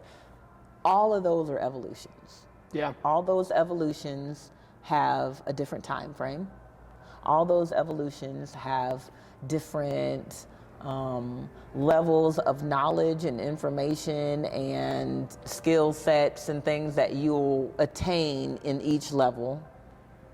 You know, some will advance faster than others, and that's what it is. Yeah. Collectively, though, we're like a puzzle. Collectively. Like you were talking about how we're all these individuals that are literally connected to this grid, like the collective grid, you know what I mean? And there's a collective consciousness that we share. Regardless of how connected you are or believe you are to it, energy. I mean, I feel like the only reason we can't just like blend into one another is just because we have this belief that we can't walk through walls. We believe that this is solid. We believe certain things that make it real. Yeah. Because we are the creators of our reality, of our existence. So we've made it real. You know how like that there was like that whole movie in the government projects with the who is it, men who stare at goats or something like that? What is the secret mind control thing that they had? The Illuminati? Or no, it's a military. It's a movie? It's a military. Oh, gotcha. I've never heard this movie. There's a movie though. It's called The Men Who Stare at Goats or something. I feel like that. I've heard of that movie before. It has but yeah. Clooney in it. Okay. George Clooney is in it, and he's one of these special, military agents in this little program where they try to get people to be psychic, basically.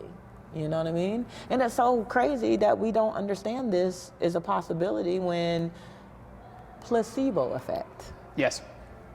We literally can heal ourselves with our mind just believing that we're taking this medication that's healing us. And it's 40% effective. 40%. It's like half. And it's like complete sugar pill. but you believe a certain thing so you can believe yourself well. Just like you can believe yourself dead. Oh, there was this one story, and it's a true story. This man was told that he had cancer and that he was probably not gonna live very long, right? He just wanted to live past Christmas. He just wants to live past Christmas. He wants to spend one last Christmas with his family. He lived for Christmas and then died New Year's. He didn't have cancer. Yeah, they gave him the wrong report or whatever, but he didn't have cancer. So he literally thought himself to death. Isn't that crazy that our brain is that powerful, yet we spend the time doing what we do with it?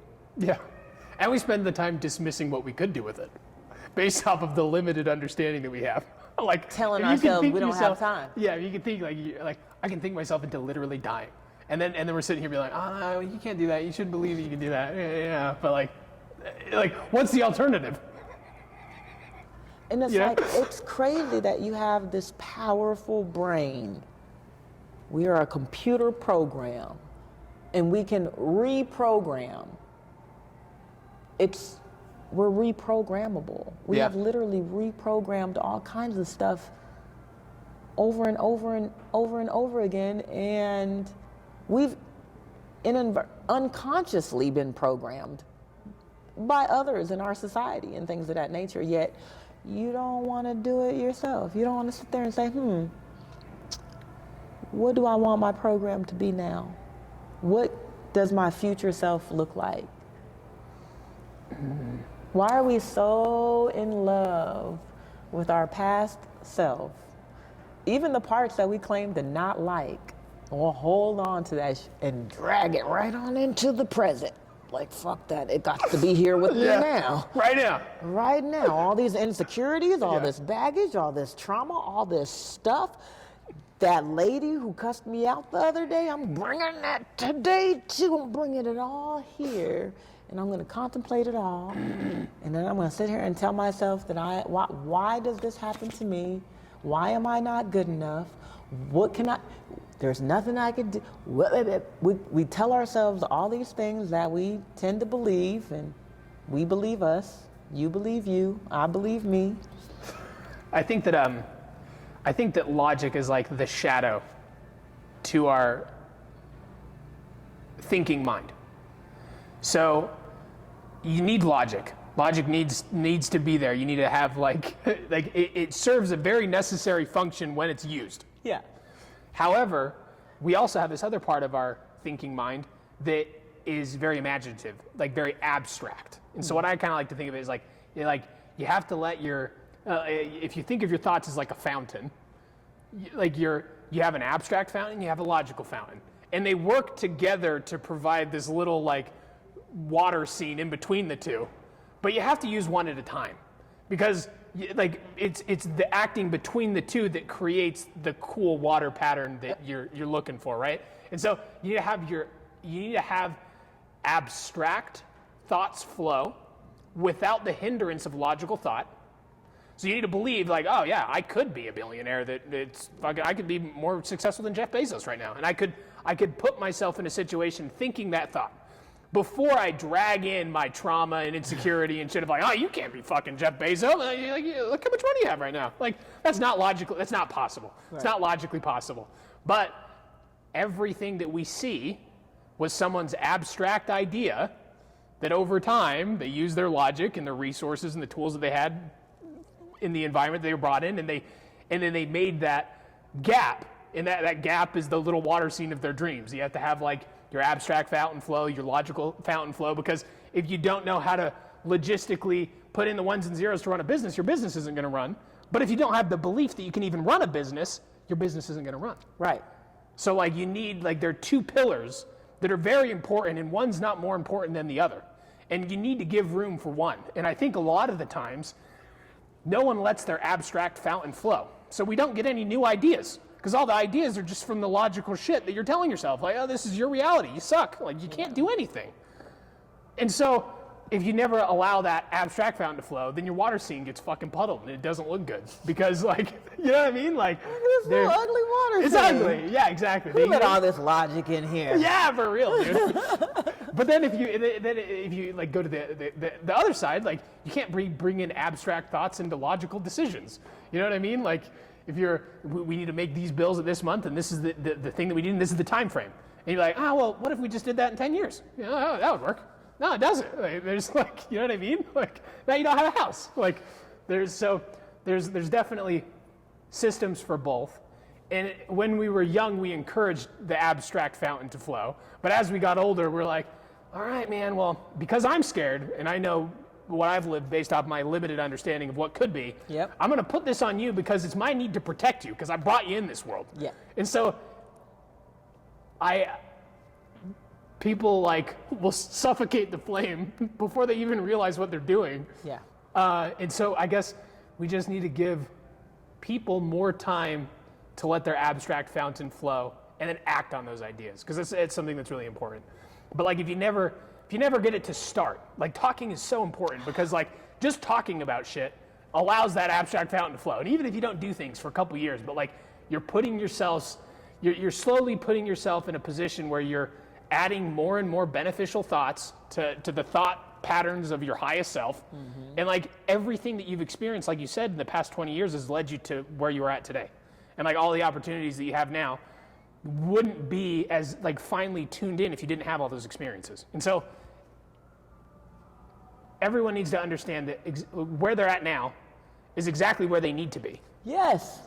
Is exactly where they need to be. And like, yeah. Because if you were not here, if you're not supposed to be here, where are you supposed to be at then? Where are you supposed to be at if you're not supposed to be here? Yeah. Tell me, because I'm wanting to know. Well, I'm supposed to be there, obviously, you know. And if you were supposed to be there, then you would be there. Yeah. You know? And it's like being able to understand what you have, appreciate it, and then know what it is that you want to achieve. Because the universe does not expand without you expanding. Think about it. The collective won't expand if we keep on doing the same thing, stay in the same place, not wanting anything, just being happy where we're at, and da-da-da-da-da. We don't expand that way. Your seed doesn't grow if it got happy in the warmth of the soil. I was like, yeah, this is cool. I like it. I'm all comfy right here. I got the dirt covering me up. Somebody puts water on it.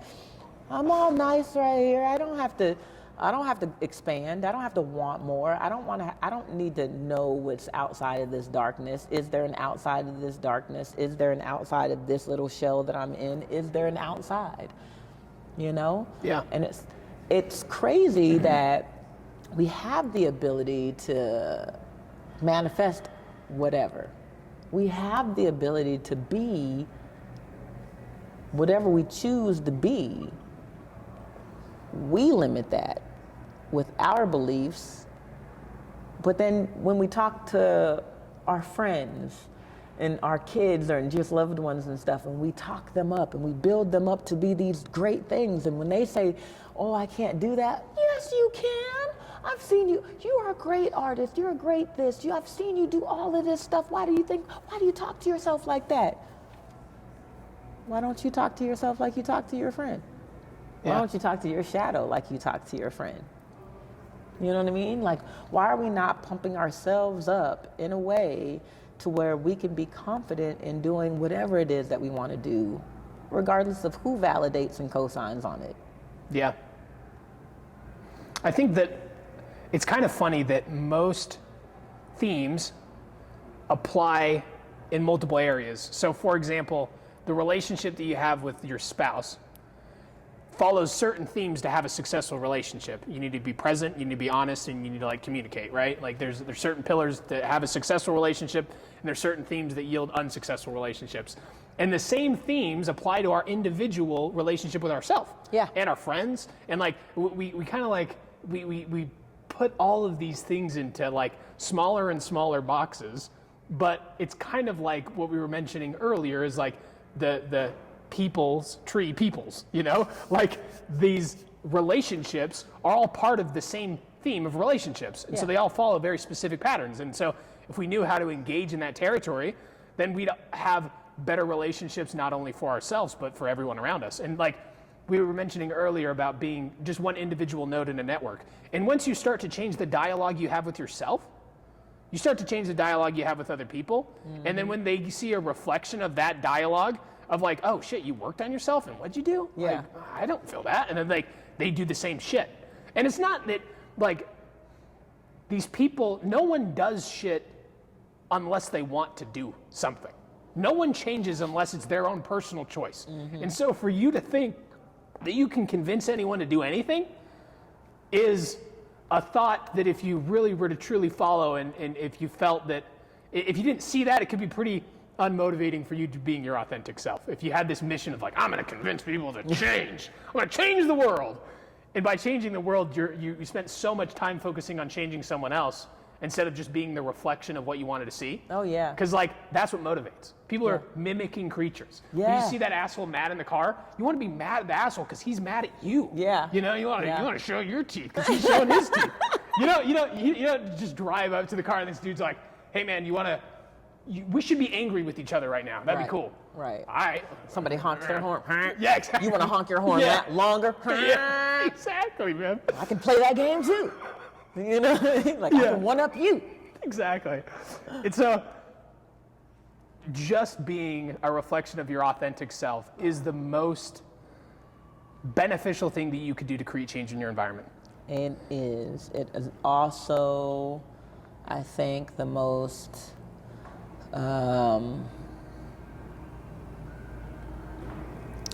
damaging to other people too, because they'll look at it like, who does she think she is? Being all authentic and saying what she feels and stuff, like, who does she knows she's supposed to be PC and she's supposed to do this and she's supposed to do that, like me. That's what we're supposed to do. Can't just tell people how you really feel and walk around being your true self. You like that, I feel like it aggravates those who are not able to be their authentic self because they're still ingrained in this structure, this conditioning of be like everybody else, be like the crowd, don't be an anomaly or a conspiracy theorist or one of these outliers. Don't be an outlier. Be with the community, the society who believes X, Y, and Z. Don't be a free thinker. Oh, no. And we've conditioned people to just follow instead of being creative. Literally taking arts out of school to prevent, or why do I want to say the word retard? But retard our ability to create our own existence. Yeah. And create something that we'd like instead of what our society and the government and our capitalistic, regime wants us to be. Literally, the Rockefellers took over the basic education system in like the 1930s to mimic like Germany's factory workers. That's why there's a bell when you go to lunch in your different classes and you're conditioned with this bell. Oh, it's the next class, I gotta go. You go to work, they bell you, and then it's like lunchtime. Oh, it's lunchtime, I gotta go. Yeah. Like Pavlov's dog, you know what I mean? It's like the bell, and it's like, I gotta move somewhere. There's break time or lunchtime, or I gotta go back to work. Yeah. We've created this type of conditioning to where I don't even have to think for myself because unless it aligns with what everybody else is thinking, then it's not gonna be accepted. Like, if everybody accepts it, then it's cool. If it's gonna be harder for everyone to accept, then I gotta rethink this. Yeah. I got, I don't know. I don't know if this business will work. I don't know if this outfit will work. I don't know if I should do this. I don't know if I should say that. You're already saying it. If you really think about it, people most times have an internal conversation as well as an external conversation. Like, For instance, you ever been have a conversation with customer service? You call customer service because something is wrong. You never call customer service just to let them know, hey, y'all are doing a great job, thanks. Yeah. I've never called customer service like that, you know? But I'll call customer service and, you know, you'll have a conversation and you're trying to explain what's going on and they're not helping you in the way that you felt like you were supposed to be helped. Like, Yeah. no, I called you. You're supposed to tell me what's wrong with it and you're supposed to fix it. I called you so you can fix it. I didn't call you for you to tell me you don't know. Yeah. You know, you work here. You're supposed to know everything. You're supposed to know how to build it if I ask you to build it. Yeah, you know fuck. what I mean? Customer's always right. That's what I've been told. Who hired you? You know, but you call customer service and you cop an attitude with customer service because your stuff is not working the way that it's supposed to work and they're trying to be as professional as they can with you while still trying to tell you that you're stupid and cuss you out while being professional because you know they know this call is being recorded. Yeah. Well, ma'am, like I said, I'm sorry to tell you that, you know what I mean? Like I've already contacted my manager and there's really nothing else I can do. And you're like, what? It's still broken. What do you mean there's nothing you can do? It's still not working. And instead of telling her, you have this whole internal conversation. And it's like, I need to speak to somebody else. This lady doesn't know what the hell she's talking about. I will run you over. Oh my God. You know, you'll have all these thoughts. So does that person.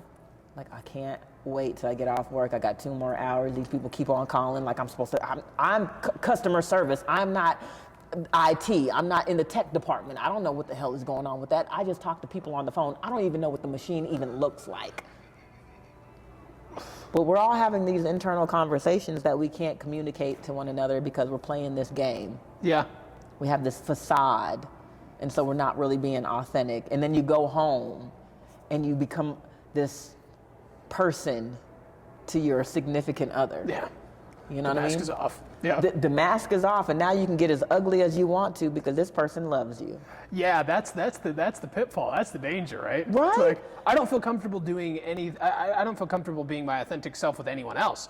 And so what I'm going to do, because I've had to hide this part of myself that I'm trying to avoid right now, because I'm always pushing this down, it's just going to come out when we're together because, you know, we love each other. You love me, and you're supposed to accept and take all of my bullshit. Yeah. If you can't handle me at my best or my worst, you don't You deserve don't me at deserve my me best. at my best. Boo, you haven't even deserved you at your best. What you talking about? You don't even like you at your worst. But you love me so much that I'm supposed to deal with your worst. I don't get that. Like, if you can be authentic to me and show me all your ugly, and you love me, you should be able to be authentic to everybody. Yeah. And if Because like we said before, like it's not just it's a relationship tree. It's not just you. It's the relationship you have with yourself, with your spouse, and everyone else around you.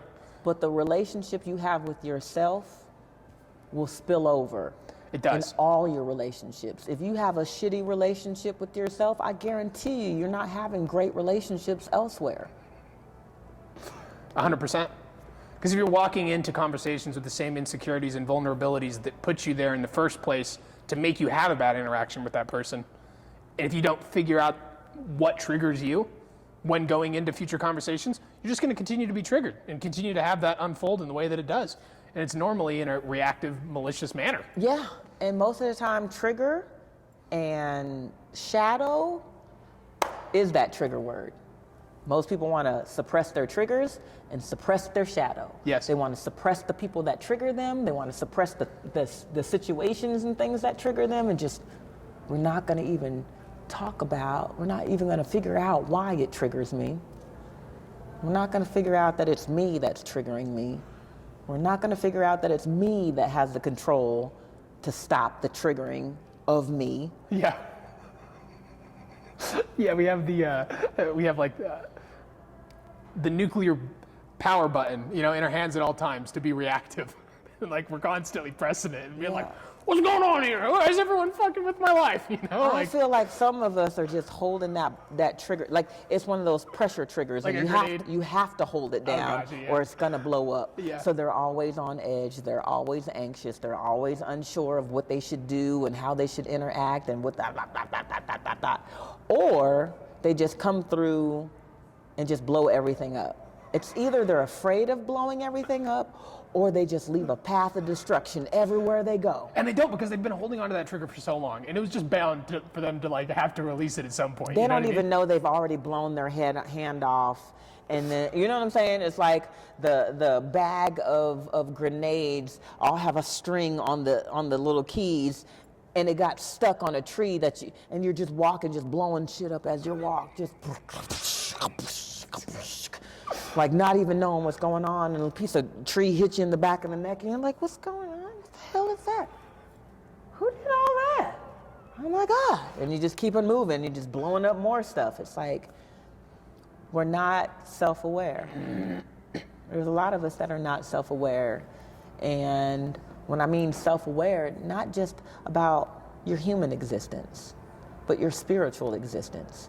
Like your connection to everything. Like I am everything, everything is me. You know what I mean? The connection that you have with your content and context of life. You know? And it's like, are we being people that move with intention? Or are we being people that are just moving to catch up with the other people that are moving? Yeah. And what's sad is like all of this is inherently motivated by the need to fit in, and motivated by the need. It's motivated by the need to fit in, and because we don't feel like we fit in, we hide like parts of ourselves to seem busy so that we're like moving with other people. And it is just unfortunate that the answer to the question of wanting to fit in would be to just be your authentic self. That's it. Like, so it's like a paradox, because you're like, oh, well, I can't say or do these things because I need to be PC because that's what we do. But if I were to just be my authentic self, then that's what would happen. I would be accepted. Because even though there's 7 billion people in the world, you're not going to be accepted by everyone. Like, it's just not possible. And we didn't evolve to be, we evolved to be in a community of less than like 150 people. And like, if there's 7 billion people in the world, but you're not interacting with over 100 of them. Easy. Even if you're doing a bunch of really, really cool shit that's very impactful to the rest of the populace, you're not hanging out with 7 billion people. You can't. Yeah. Like, our brains are literally capped out at how many people we can know and interact with. And I think that if you were to keep those models of the 33 in that 150, you could cause a lot of fundamental change in that 150 people. And those 150 people are also nodes to another 150, and then it just compounds and compounds and compounds. So even if, like, there's like limited, I guess, limited moves that you can make with the people that you can interact with, but those moves ripple. Yeah. And that's kind of cool. The ripple. Yeah. The ripple. Like, I really do feel like,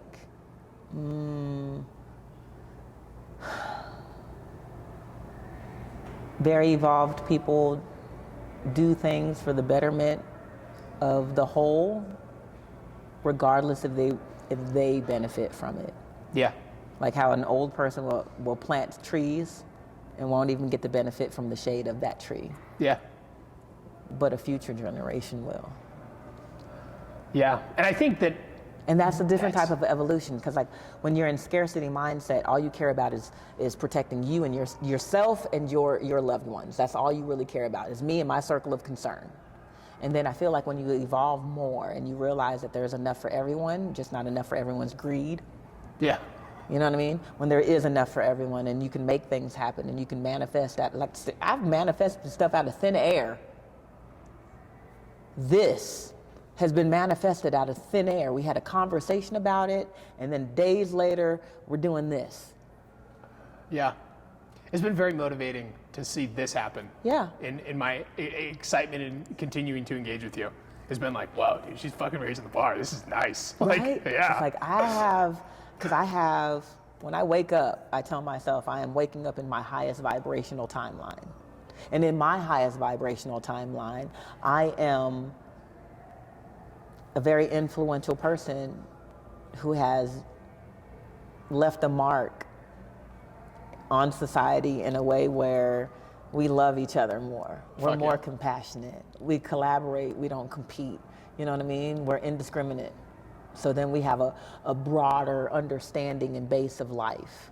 And we don't limit ourselves with these conclusions that we've created from limited information. And instead, we bring everyone into the fold, understanding that we all have a purpose and a place and in value in creating what we're going to create, what we're moving to create, what I'm moving to create. And I say we because I am everything and everything is me. Yes, So, yes. People don't even realize that they are working towards the same thing. Yeah. Like, there are so many pawns on my chessboard that don't even understand that they're pawns on my chessboard. You know what I'm saying? Which is very cool in a way, but then very interesting in a way where we're just moving around, not really understanding the importance that we have here. Yeah. And I think it's due to that fact that we're just constrained into that box of feeling that we're the individual. But even as an individual, you know there's somebody watching you. Yeah. Even if you don't even understand, I know, like when I've gone through places, there's been little kids who'll look up at me and I don't know what they're thinking about me. You know what I mean? But I've been in uniform sometimes. I've been, you know what I mean, in my workout clothes. I've been walked around, and I'm a 6-foot woman, so like it's not easy to lose me. Like you're gonna see me. Unless you just are that oblivious. You're like, I've actually had people run into me. Like, how did you not see me? Like, you're this tall, like literally, boom. Like, I'm a whole pole. How did you not see me? You know what I mean? And we're just walking through life, just oblivious or whatever the case may be. And there was a whole point to this that I can't remember right now. That's okay. But what was I just talking about? He's like, I don't remember either. Hold on. Yeah, we were talking about I don't know. Anyway. How easy it is to check out of our experience, I guess. We've blipped into a whole nother timeline. That's how, I know it sounds crazy. Yeah. And it does sound crazy, but it's one of those things where since I am the creator of my own in reality. Yeah. And I understand energy cannot be destroyed nor created. I do understand there's metaverses and different timelines, and there's quantum physics that a lot of people understand. It's not just something that I've created myself. Right. So we understand that there's different timelines simultaneously happening. So yes, and it's just what we're observing. Yeah. It's like what we perceive. So for example, like if we were to have that thought of remembering the thought that we needed to remember, we'd be in a different timeline talking about it now. But we're not because we forgot it. And so we're observing this timeline now. And so like that thought seems pretty crazy to think about unless you associate it with me, like the slit experiment. So like there's this experiment in physics where they have this like wall. So like pretend my hands are a wall. Okay. And behind my hands there's sensors. Okay. And they're cameras, video cameras. And that camera over there is a gun shooting through my hands, through this like little barrier at the wall right here. Okay. And so when the cameras are turned on, the electron, the little electron, is only in one place, which is that place in between my hands on the wall. Okay. When the cameras are turned off, the electron functions as a wave. So now it's in every observable place. Huh. When the cameras are turned back on, the electron's in one place. Yeah. Cameras turned off, every observable place. So reality is fixed based off of what we're perceiving, which is that one fixed electron state. And that thing, what we perceive would be based off of everything that we felt that. It's like if you woke up shitty, in a shitty mood, you're more likely to be more reactive than you would be if you woke up in your highest vibrational state. Right. So the glasses of what you perceive the world to be is going to be a lot different through those lenses that day than it would be the next day if you had a different thought. So like everything that we experience is what we consciously attune our attention into, which fixes reality in a certain state. Right. And I truly believe that like the act of the observer is like really weird because it's not necessarily like just a human observer. Like the cameras are turned on. They're not like conscious in the way that we consider being conscious. But when they were off, the wave was in every fucking place. But when they were on, it was only in one. Yeah. And so that's why it's like kind of weird when you're like when you turn on a camera to do an interview like this and you feel like there's like some presence there like judging you, like some audience that's not even there. But it's like another observer. Yeah. And like it's weird. It's fucking weird, man. I'm glad you know. Because that's how I felt at the courthouse. I was like, this is weird. Yeah, it was weird. Yeah. No, and I think that like every single person feels that all the time. Like I don't think it's ever comfortable to like go speak in front of fuck tons of people or to turn the camera on. It's like it's never easy in a sense. It's I guess it's challenging. Yeah. But you always rise to the challenge. Yeah. And that because you like to rise to the challenge. And it feels good when you do. It like does. when you have a good flow of like conversation, you're like, fucking nailed that, man. And you only know that you nailed it because like you had a time where you didn't nail it. And if you didn't have that contrast, you wouldn't even know if you nailed it. Yeah. Because if you were just like get up and effortlessly do everything great all the fucking time, then you have nothing to compare what great feels like to. Because you don't know what not good feels like. So if everything was great all the time, then there would be nothing to experience because that would just be normal. But what if everything could be great all the time? I think that things could be, I think you can have higher highs and higher lows. So like, for example, like when you start to become more self-aware and you have like a slump, like you just didn't do as good as you did the last week, but you're doing much better than you did 3 years ago. Question. What if you had a bagel company? You wanted to make bagels, right? And you first make these bagels and they're like, they're okay. They're good enough to where you're like, I could sell these. You know what I mean? Like, I made those. This batch, I could probably sell this batch. You know what I mean? Like that's. But then you start your store or whatever the case may be, and you continue to make these bagels. And then you have these customers come in, they give you this feedback and say, hey, you know, my uncle makes this flavor and it's so great. And I know he's the only one who makes it, but I would love to see, you know, it be more mainstream or whatever. And so you're like, let me make these bagels, you know, but it's like this bagel company and you improve and you improve and you improve and you improve and you improve. So when were you not great? If you think about it, right? When were you not great? Yeah. Before you even knew how to make a bagel. And then you make that ugly one. Yeah. But it came out and you're like, but it might look ugly, but it tastes good. Here, eat this. Yeah. You know what I mean? You might realize that you can't make bagels in that pretty bagel shape. But you can make these bagel bite looking things. They taste really good, but they don't look like a bagel. Because I can't make them look like a bagel. But that doesn't mean you didn't create something great.